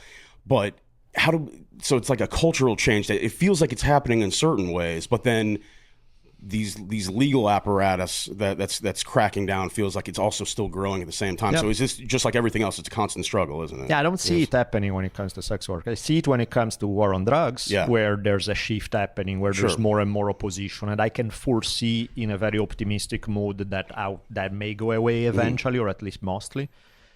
I'm not seeing any sign right now of stuff changing when it comes to sex work. I feel like it's not even part of the discussion, where there's a lot of discussion about elimination of the war on drugs. I don't see much of public discussion going on regarding legalization of sex work. I just don't see it. And even amongst different ideologies too. So there's a hard push on the left against sex work. This is the capitalist system that is enslaving you. And then even libertarians, of which the crowd I run, even though some of our, founding members of people, like not the party, but Sure. ideologies and individuals, they were sex workers. They were radical, and they tried to cover that or not address it or act as if it's not important. And it seems like it actually is fundamental in so many different ways. Yeah, that one is across the political spectrum, Right. because there's an obvious right wing against sex work, there's an obvious left wing. It's not, it doesn't fit in a neat these guys versus those guys. It tends to be across the board a lot, where there's that's why you don't see it show up in the public discourse that much, because there are not that many people who see it as an issue, A, where their attention, B, where they have an opinion other than the existing consensus as it is. And this goes to something that Thad's always talking about, the mind body kind of the pushback of one and the other, and it seems that perhaps if we can start to personalize this, the politics of like self-interest, and explain to people, right now it's a hooker that you think you don't care about. Okay, next it's going to be this person. Or do you remember your uncle who was locked up for some joints, and now we laugh about how good life, or hey, he was white so he got away with it, he didn't get shot by the pigs. So it seems like with a lot of these issues, it is a politics of personalization, that if you don't see it and you're not a part of it, it won't affect you, and you can't try to galvanize hope. So I ask you too, that what can be done? Is it this? Is this? What can be done? Yeah, it's this. As I've said many times, it's exactly what we're doing. It's speaking. It's saying ideas that are unspoken, that are not allowed. Right, saying what you're not supposed to say. Right, isn't that my tagline? I think. So yeah, no, really. I mean, that's what Crazy Horse did. That's what Jack Johnson did, essentially. Right, they were just saying things or doing things they weren't allowed to do. Jack Johnson certainly did it almost every single day. And by doing so, he sort of made something that was completely taboo, interracial relationships, a thing. That, did it stop? Did the Mann Act stop interracial relationships? I don't think so, right? He served as a model for, I think, many generations of black men, as a matter of fact.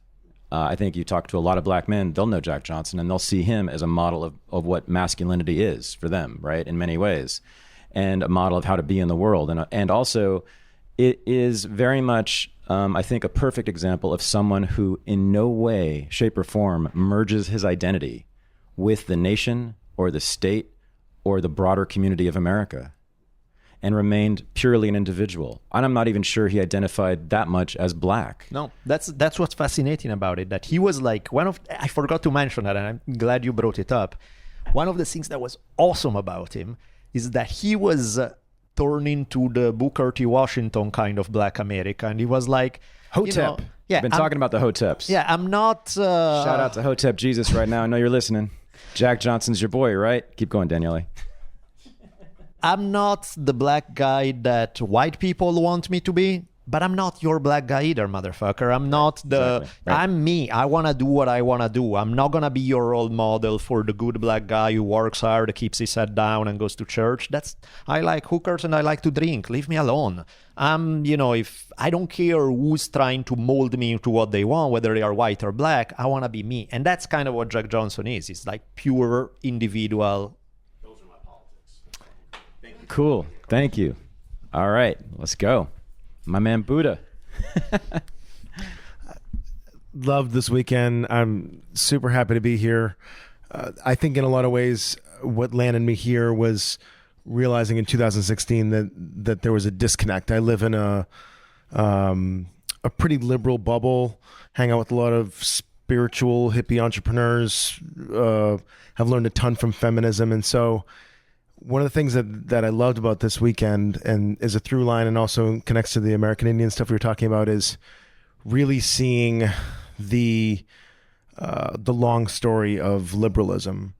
And I'm a map maker. I always think about this. So seeing the long story of both conservatism and liberalism, right? And I think because I was looking for the things about liberalism that aren't working here, because I know the things about conservatism more that don't work, just because the last 4 years of my life or so. I'm really curious, as a thought experiment. We talked about how like 1880 or so progressivism started. Anything that had to do with kind of changing people into assimilating them, that's a very liberal feeling thing that's still going on today.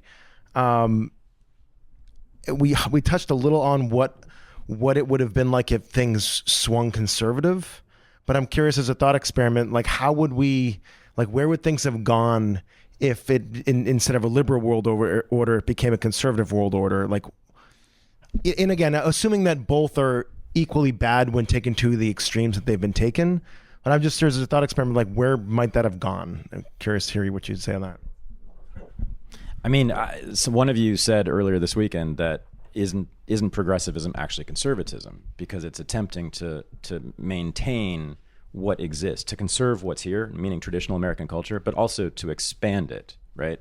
So that's not the conservative part, but there's something conservative about wanting everyone to live the way that we think we have always lived traditionally, right? There's a conservative feeling in that. By the way, a lot of native activists talk just like that, right? It's there's a profound conservatism in a lot of native politics I have found.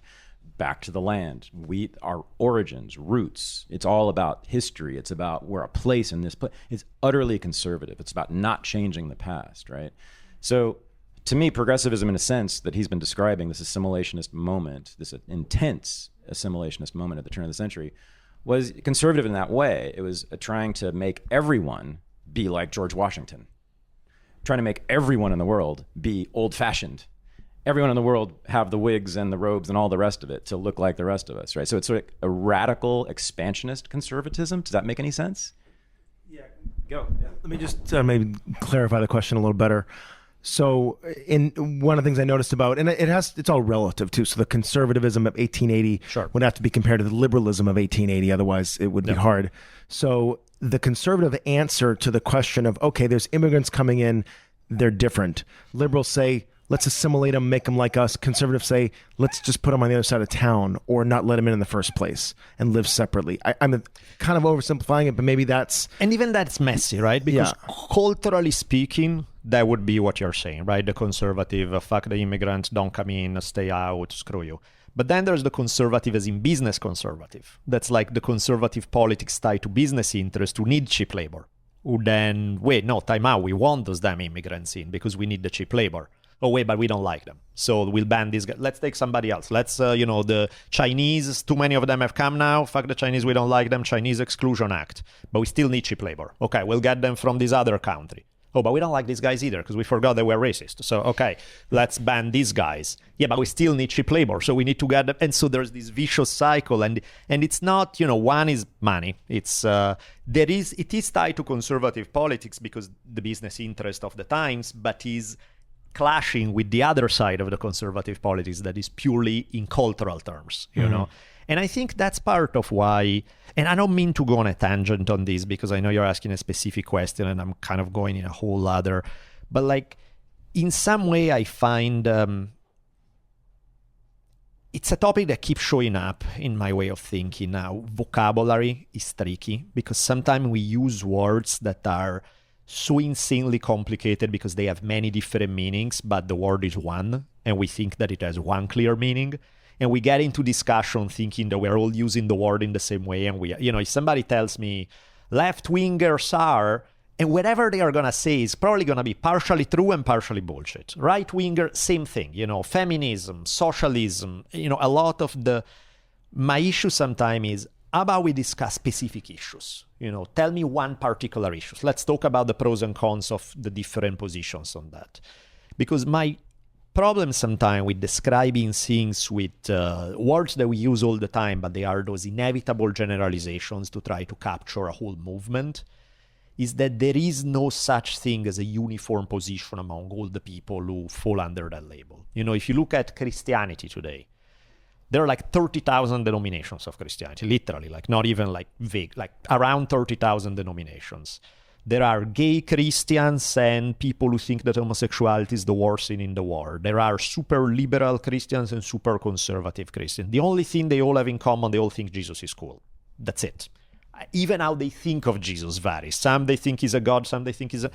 So the thing is, if I use the word Christian, what the fuck am I really talking about? Which one of these?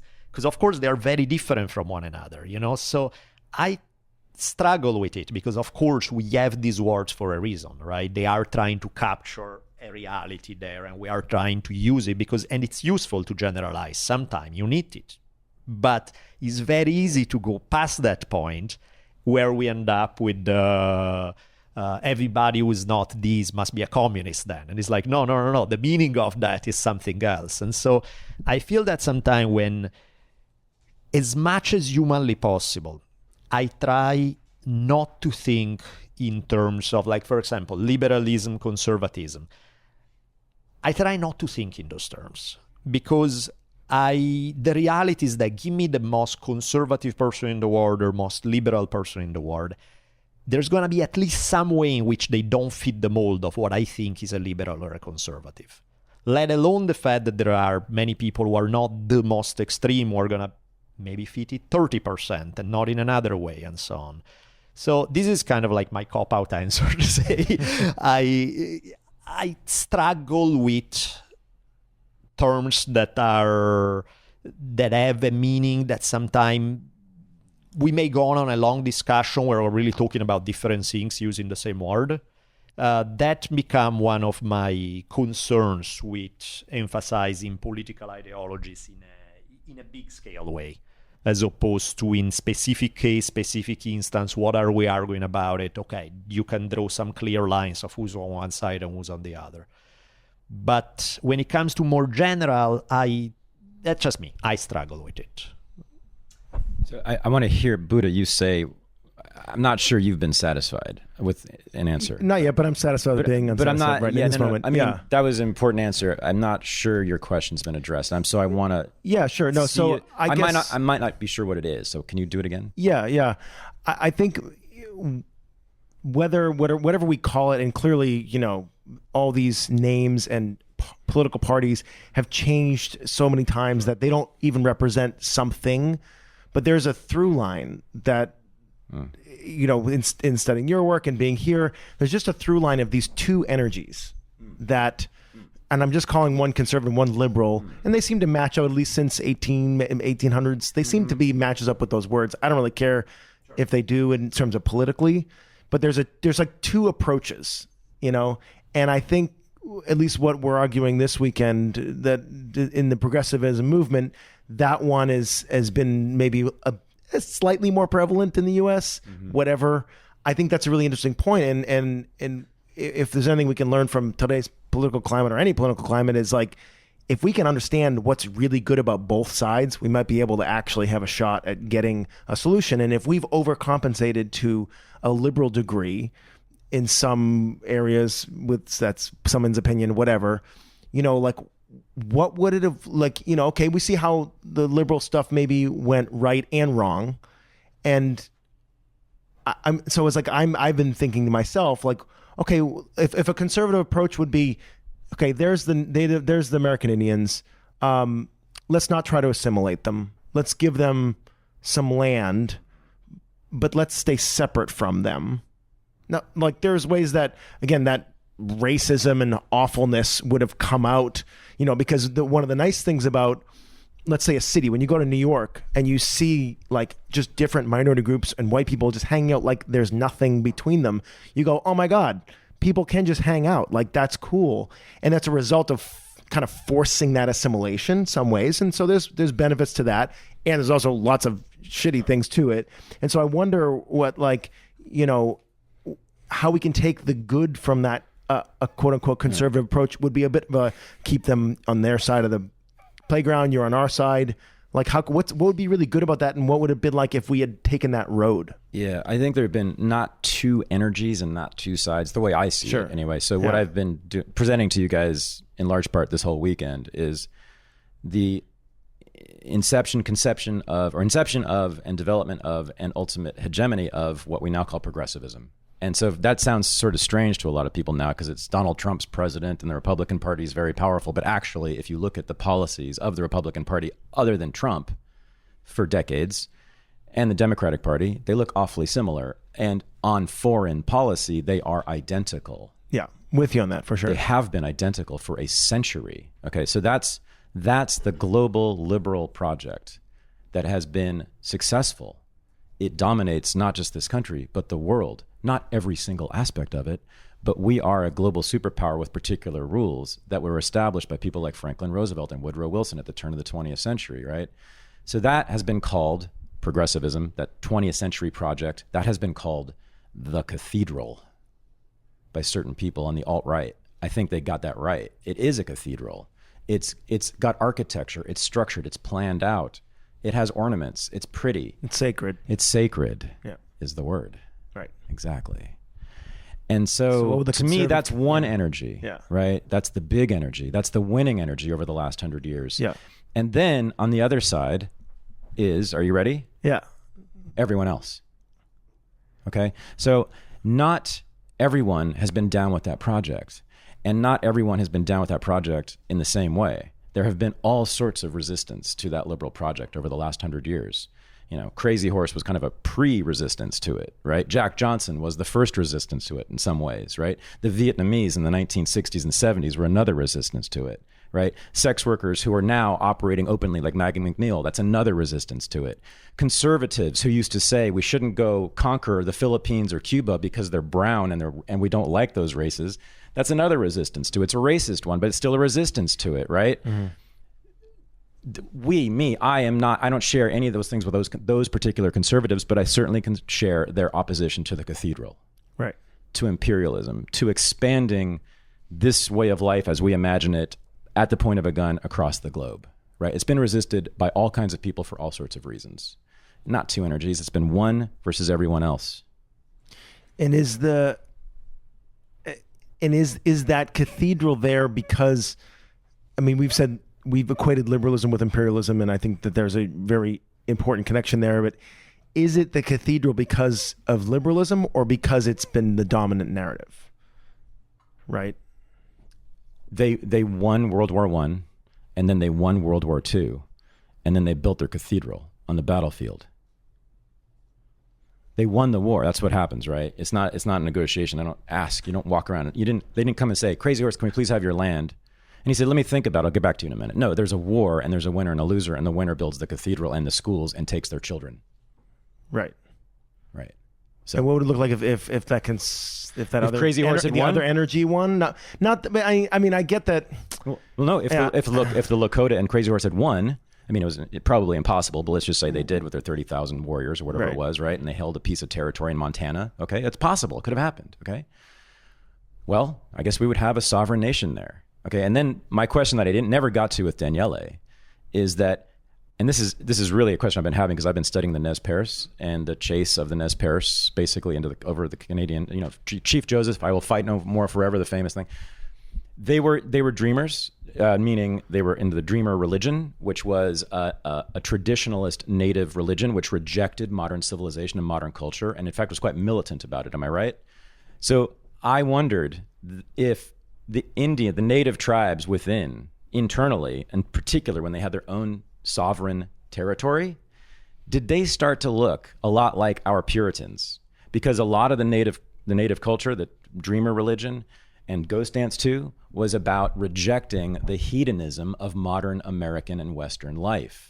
And it was about living close to the soil, about living literally in the soil. It was about only having a teepee, how houses were the white man's thing, automobiles and railroads were the white man's thing. We live close to the earth, simple, almost like animals, human beings, but with really simple needs, right? It's an asceticism. It's a form of Puritanism, I think. And I have to imagine that there was a whole lot of, I don't know, you're the expert, Daniele, but I have to imagine there was a whole lot of policing inside the tribes that looked a whole lot like the way we police ourselves inside America. Does that make sense? Mm-hmm. I don't know. I see what you're saying. Now, that's a question I have, and I'm now going to ask it to you, the expert on Native American history. I think there's a ton of variation happening there. Like, for example, one of the things that always fascinated me was the clash between Europeans and natives when it came to attitudes about sex. And what I came to realize was that the ultra-Puritan version of Christianity that came in early on, that had very clear-cut attitudes about sex, was one thing. But what was being compared to was 10,000 things, because there was no uniform native. There were native cultures who were ridiculously Puritan. There were native culture that were ridiculously in a free love, no rules, whatever the fuck. There was everything in between. And so I get the feeling that, like, in native society, like pretty much anywhere else, you would find all of those things. You would find strict, almost Puritan-like thing that you're describing. You would find something that is nothing to do with it. And just about, so in that sense, when he speaks about different energies, there would be different energies among those folks in a tribe of, forget between different tribes, but even within the same tribe, you're not going to have everybody who's on board with the same mindset, who's going to be like, somebody would be like, no, I kind of like doing my teepees that way. And, log houses are actually kind of cool. I like them. But that doesn't mean I want to give up all of my culture. I just like log houses, so to me, it's like, that's where it gets complicated, because it's like, for example, when he asks you that question, you clearly explain the whole progressivism side. And he's hinting also at, okay, is there something as identifiable as a conservative vibe? Whereas you are going with, no, there's a fuckload of different, anybody who's not out here is in many different things, call them conservative, call them something else, they are very different people, right? It's kind of the same thing on the Indian question you ask. It's like the opposition to something is clear, but what all these people are about is very different from one another. So I'm thinking about the successful tribes, the ones who built semi-civilizations. It sounds like the Lakota did. You were saying they had some things that look like civilization, some remnants of civilization. I'm wondering how, I'm guessing that their internal policing was more powerful and more stringent than in the less successful tribes. Does that sound right? I don't know, to be honest. I'm not sure. So I would be bullshitting you if I tell you. I think when it comes to small communities and tribes, internal policing is a big factor, because, of course, one of the big things is you want to fit in with your group, because if you're out, you're screwed. However, it's also very easy if you have a big enough minority to break away and start your own tribe. Whereas it's not easy in a society as we have. Yeah, I was going to say, I think what we have here is a collection of very weak states. Does that make sense? The Indian tribes of the 19th century, a collection of very weak states.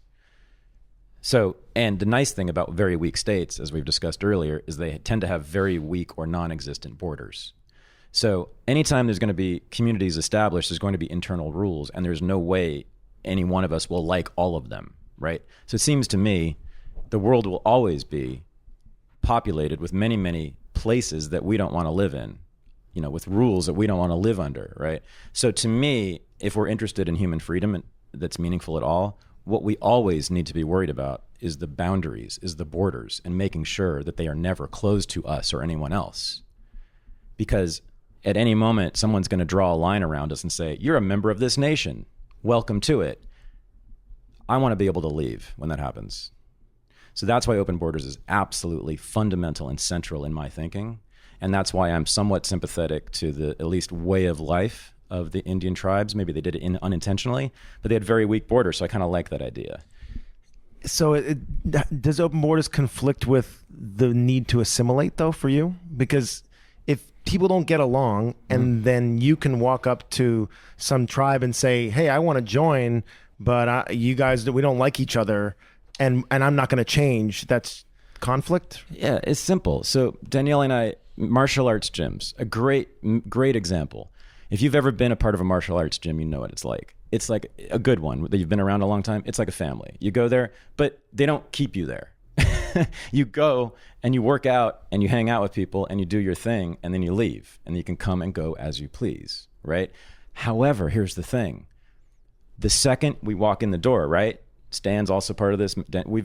We know there's a whole code of conduct that is really serious. And if you violate it, you're not going to be welcome there, right? If you hit a little too hard or you just don't do the thing you're supposed to do, it's danger. You're presenting danger to everyone else. So it's absolutely essential. So I am absolutely I'm a soldier when I'm in there, and I just take orders and that's it. I don't ask questions. I do what I'm told and I leave, and that's it. And I love it. So I assimilate like hell when I'm inside that little community for that moment, but it has open borders so I can leave.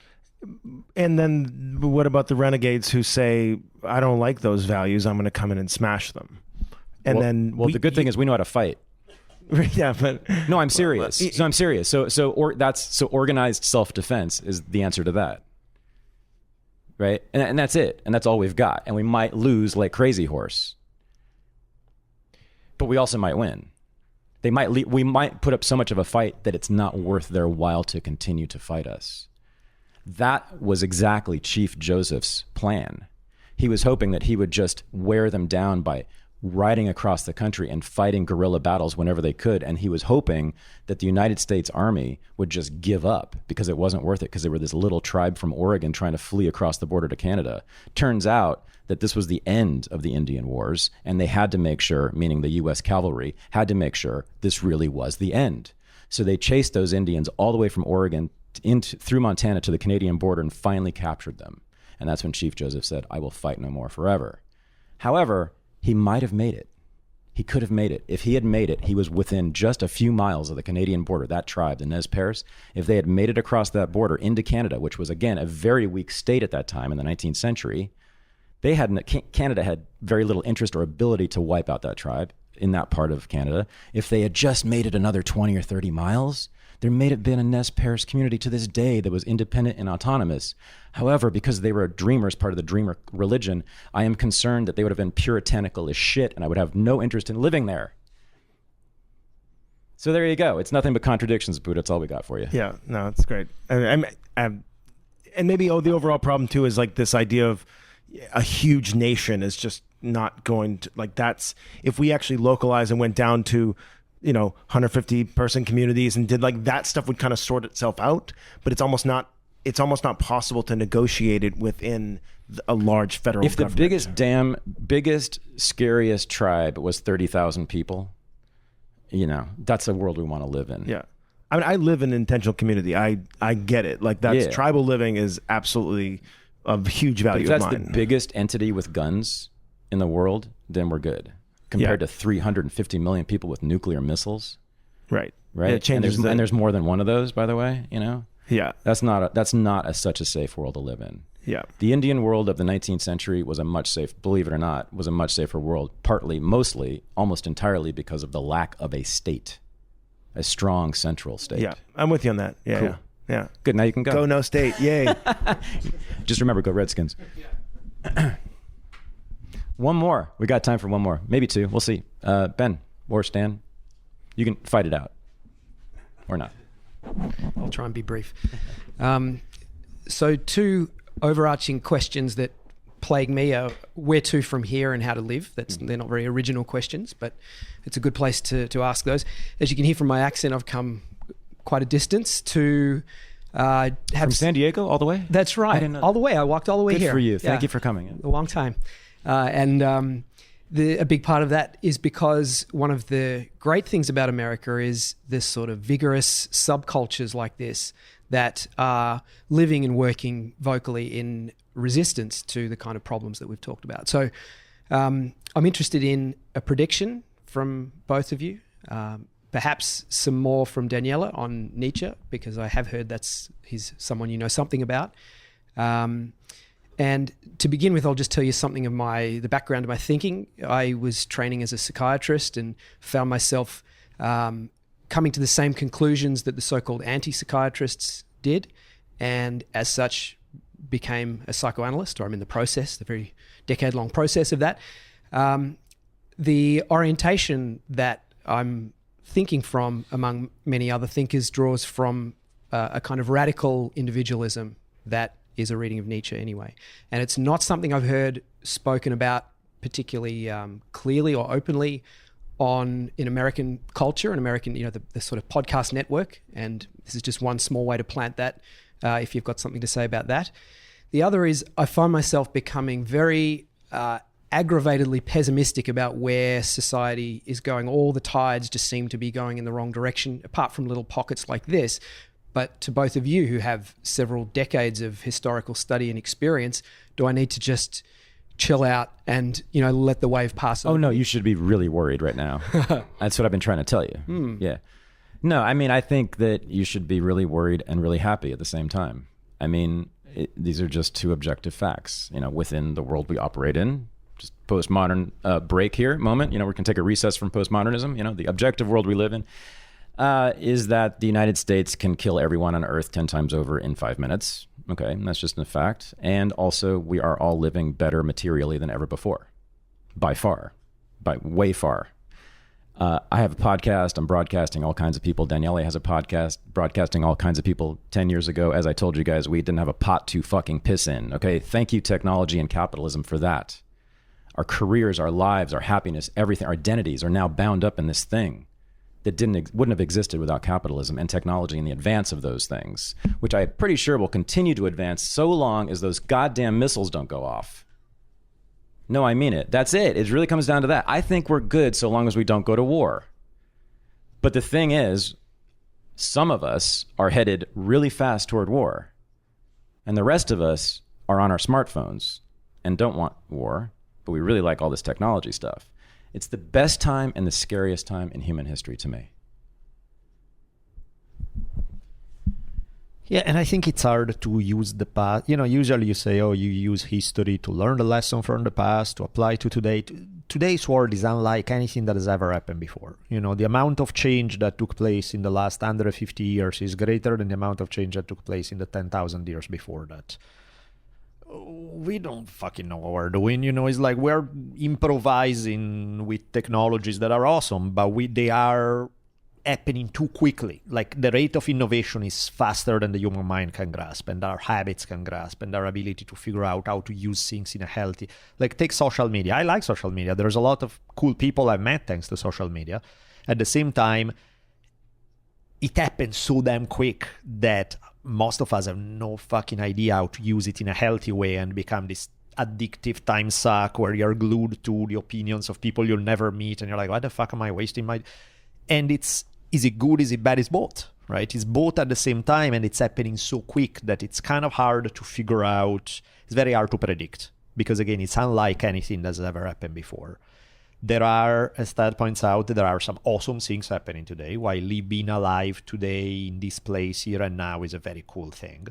There are also existential threats that would have not existed 5,000 years ago or 2,000 years ago or 300 years ago. From war to fucking up the basic resources that make life possible to everything else. There are a lot of things that we can, tomorrow a comet hits and wipes out the electrical grid and you have The Walking Dead becomes a documentary, right? It's like, that's why I'm interested in how do we take the best of what we got today and start closing those gaping holes that are threatening our very existence, because that's kind of annoying. So I would rather, and to me, that's where it becomes the worthwhile project is how do we create, I'm not a let's go live in the past, and I'm not this is the best ever, fuck anybody who criticizes. Both are real. There are things today that are amazing and we should keep having. How do we make them healthier? How do we make them less potentially threatening? How do we make other aspects of modern civilization that come as a package less problematic? That to me is the question. It's like the creative question of where we go as a culture. How do we create and shape the culture in a way that's more... we don't give up any of the good stuff we enjoy, while at the same time we inch away at all the stuff that's horrendously damaging to the human psyche and to the possibility of our future existence. That's to me is where it's at, and I don't think there's a clear-cut answer of how one quick way of if we just do this everything is gonna work. It's a complicated mess for sure. And are there any thinkers like Nietzsche or others for that matter that we should read if we're sort of so inclined to try and find a way? I mean, Nietzsche fits the part. What was I saying about Theodore Roosevelt, right? Is mentally deranged. I like Nietzsche. It's mentally deranged. It's like, me too. There's just like anybody who's a bit mentally deranged. I wouldn't look. I always find it funny when I read people who look at Nietzsche like as a perfectly coherent system. I'm like, the guy didn't fucking know what he was saying half of the time, but half of the time he was a fucking genius and his quotes are brilliant. It's like, but to over-structure it and assume that he had all... No, he didn't. He had amazing intuitions that I think are brilliant. But yeah, I'm an equal opportunity. Like, let's borrow from whatever source it takes. If it makes human beings happier right here, right now, I'm down. Don't care where the idea comes from. Clearly, some sources are better than others, certainly. There's no one source that has them all that is like, oh, that one source, everything about it is amazing. So I'm like, okay, let's Nietzsche, crap. Oh my God, this is amazing. Let's take this. But I don't want the other rest of Nietzsche. Okay. It's again, that MMA approach to life. Like, take what is useful, reject what is useless. Good old Bruce Lee. Totally, yeah. So what was your question about individualism in Nietzsche? I guess it's coming from the concept, or my reading anyway, of his concept of the Übermensch, which was not like his sister's or Hitler's reading of that particular formation, which is the idea of becoming one's most authentic and ultra individual self, being going as far as possible to pursue your destiny is such a cliched word, but what is it that you truly desire, that you're truly capable of and driven and compelled towards, and working towards that? In the same way that he said there was only one Christian and he died on the cross. Nietzsche had a lot of respect for Jesus. It was just Christianity that he had the problem for, because of, as one within his own writing, contradictory example of how to live the most deeply authentic life possible, but not attempting to resemble or fit in with any others, but nor solipsism or alienation. Mm-hmm. Yeah, the Nietzsche Übermensch thing is the most famous part of his philosophy. That's the one thing, if anyone knows something about Nietzsche, that's what they know, the Superman Übermensch thing. I think it's overplayed. I don't see much of it in his work, and I think it's actually not really consistent with what I read. But again, I think Daniele is right. The guy is not always entirely coherent either. However, I'll give you one line.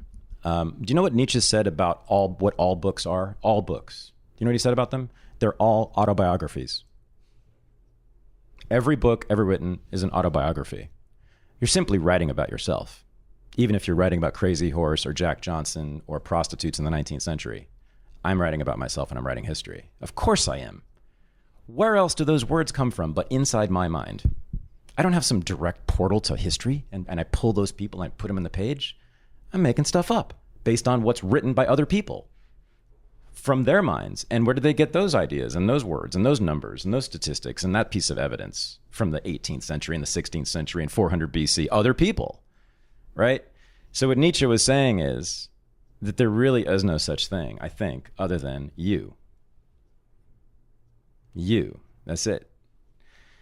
Now, as to authenticity, I don't recall him ever really defining that. That's one of my least favorite words, is authenticity. I'm not sure he even used that word. If he did, I don't know who the translator was, and I don't like them because I don't see him actually looking for that. Maybe he does. What I see him as being a radical individualist, meaning there are a billion books, and what he's saying is that there is a billion different stories, a billion different individuals, and that's all he sees. I just see he was, to me, the precursor to Foucault and Derrida and all these people who are basically, to me, putting aside the idea that there are these overarching things that connect all humans or groups of human beings into groups, right? Collects them according to their skin color or their beliefs or where they're from. He said, no, we're just all writing our autobiographies. And not just those of us who write books, but all of us, I think he said, are writing our own autobiography. Every word out of our mouth is nothing but an autobiography. He would say what Daniele's lecture about the history of Crazy Horse and Jack Johnson was his own autobiography. It wasn't really about anything real and objectively true about those people. It was obviously his interpretation of history, right? And that's all it ever is what he said. To me, that in itself is a radical opening to freedom and individualism that you're talking about, I think. Does that make sense? Sure. Thank you. You're more than welcome. Thank you. And thanks for coming all the way from San Diego. I know it's a terrible drive, especially at this time of day. I have a quick question. Let's do it, Dan. Come on up. And that will be the final one. But you don't have to rush. We're good. Okay. I think it's going to be short. Just to, when you're talking about going native and them not wanting to go back to civilization, a lot of times they were apprehended and they didn't want to come back. Couldn't that just simply be explained by Stockholm Syndrome and identifying with their kidnapper? Yeah, but it's one of those things that there are some of those things that are like, when you say the words, they think like, oh, it means, and then you stop. It's like, wait, what exactly is like something like Stockholm Syndrome? It's kind of like saying, fuck, I'm forgetting the word right now. You know, like when you think that you are, you take a placebo. Oh yeah, the placebo effect, right? Something like, so it's like, think about it. The placebo effect is pure magic, right? It's like you're not taking anything chemically that's altering, and suddenly your mind makes it so that power you're of the mind, not totally, magic. and it's weird. And so in that sense, like Stockholm Syndrome is like, it's a weird one, because where do you draw the line between, hey, I'm exposed to some shit that's actually, I like it, and given the circumstances and given my options, I actually think this is a healthy and good choice for him. and where is it a syndrome? You know what I mean? It's like it's not, you can't define in it. that sense. Almost every human choice is like, where do you determine how much is it just pure normal free will of a person and how much is circumstances pushing you in a certain direction? I think it's interesting. Like, for example, there's a historical example of this that I find brilliant, because it's two Spanish guys who shipwreck on the coast of Mexico before Cortez shows up, several years before. Both of them are captured by the same Maya group. Both of them escape or captured by a different Maya group. They live a few miles apart in two different tribes. Cortez shows up 8 years later, ran into one of them. Guy's like, thank you, you're saving me, bringing back to Spain. I've survived all these years, yes. But we should go get my buddy who was here and I haven't seen him for a little bit. And they go and they find this dude who's covered in tribal tattoos from head to toe. He's like, I got 3 beautiful Maya kids. I have a hot Maya woman. I'm pretty happy here, man. It's like, so say hello to Spain. And he's like, how can you lose your soul for... He's like, dude, what are you talking about? I'm happy, you know? And it's like, and this is where it gets interesting to me, the individuals, right? Because we think the Spaniards in the 1500s. There were no the Spaniards in the 1500s. There were a bunch of people who, despite growing up in the same culture, react to the same stimulus in completely different ways. One guy cannot wait to go home and be saved. Right. The other guy is like, you know what, this life is a lot more to my taste. And so, see you guys. And that's what I find fascinating, that not two people react the same way to things. Okay. Well, I guess maybe Hattie Hearst would be a more clear example. I'm not sure. Yeah, even that, you know, I know the story, but I haven't studied enough, like, what exactly went through her, like... Right. I haven't studied enough to understand their psychology. Right. Yeah, exactly. Syndrome, yeah. And I think that's a difference, that in some of these communities, you see the obvious appeal. Right. You know, you come from this highly stratified society where maybe you are an indentured servant and all you can look forward to is just being worked to death by your owners. Or I can go here, and if they don't torture me to death, then they adopt me and they love me and I have a ton of freedom. Dances with wolves. Fuck this. I like this better. You know, it's like... that's where in some places the objective facts out there are a little more, they are easier to understand for why somebody would make that choice. Okay. Other cases you're like, who fucking knows why that person chose it, but in some cases the elements are there. Okay, so it's safe to assume they just liked it. Again, it happened to thousands of people. Right. I think there were very different reasons. Somebody maybe was purely scared and was so intimidated that I'm like, if I become just like my captors, I'm gonna be safe. Right. I'm sure it happened. Somebody was like, this is fucking heaven. That's the life I've always wanted and I didn't even know I missed. This is perfect. It suits my personality. And there were probably about 100 other variations in between those two. You know? All right. So it's just much more complicated than that. I think. All right, cool. Excellent. Thank you. Dan, you know this. Everything's more complicated. Come on now.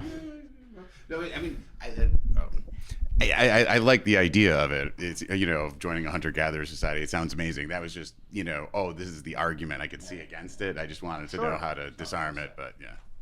No, it's a crucial question. All right, I'm going to go off. I'm going to do a little tangent maybe, but not. I don't know. We'll see. I'm going to tell you a story, okay? I told them a story about the Edelweiss pirates in Nazi Germany, the teenagers who ran into the hills and fought the Nazis and the Gestapo in the streets and refused to be inducted into the Hitler Youth or into the Wehrmacht to fight in that war. They took their guitars and they went into the hills and they just sung songs and they played and they danced. The Edelweiss Pirates, they were known as, that was the first group. They were established in, I think, in the Ruhr Valley. But the biggest and most militant and most aggressive of the Edelweiss Pirates groups was the one in Cologne in Germany. Cologne, of course, during the war, was a major industrial military production center, which got bombed relentlessly round the clock by the Allies for 4 straight years. Many of the Edelweiss Pirates were killed in those bombing raids. The Cologne group of Edelweiss Pirates had a different name. They did not call themselves pirates. They chose a different name because they had watched a lot of American movies and they had read a lot of American dime novels, and they identified with one group. They did not identify with cowboys. They called themselves the Cologne Navajo. Yeah. And then there were the Frankfurt Apaches and the Berlin Indians. They identified with the savages, not with the cowboys chasing them. right? And when I found that out, to me, that's a globalism I can get behind, right? Did you know about that? Did you know that they identified? Yeah, it's awesome. It makes perfect sense, sure. But it's that's awesome. And I think when you say I'm interested in those contradictions that seem to be contradiction, but to me it's like a yin-yang balancing of opposites. I'm interested in tribal culture within a global context. How can I travel all over the world and have access to a whole bunch of shit while at the same time having a tight-knit community? Boom. I like that. I like when he was talking about individualism. Individualism is awesome. And I also like community life. Me too. And to me, it's very rarely this or that. It's usually, how do I balance the two in a way that works? And again, it's not theory. It's like if you go surfing, it's not that, if you lean 60% to the right and 40% to the left, then you found the right exact balance. Yeah, for that 1 second when the wave is that way. The next second, you need to go 80% to the left and 20 to the right. And to me, it's how most things are. Is anytime somebody asks me to make a choice between this or that, I feel like it's a trap. That's bullshit. This is not a good choice. It's this and that. In exact what balance, we have to figure out, and that's constantly changing. And we think too damn much, you and me, and the rest of us. We need to think less and try more. And surf more. And surf more. Yeah. We're only about 3 miles from the ocean. We should just go surfing right now. It is raining, but so what? Hey, wait, it's the Super Bowl, though. We got to go watch TV instead. Daniele, thank you. You're a friend and a hero and a great podcaster, and thank you so much for being here. And thank you for the amazing questions and one of the greatest weekends of my life. Thank you so much, everybody.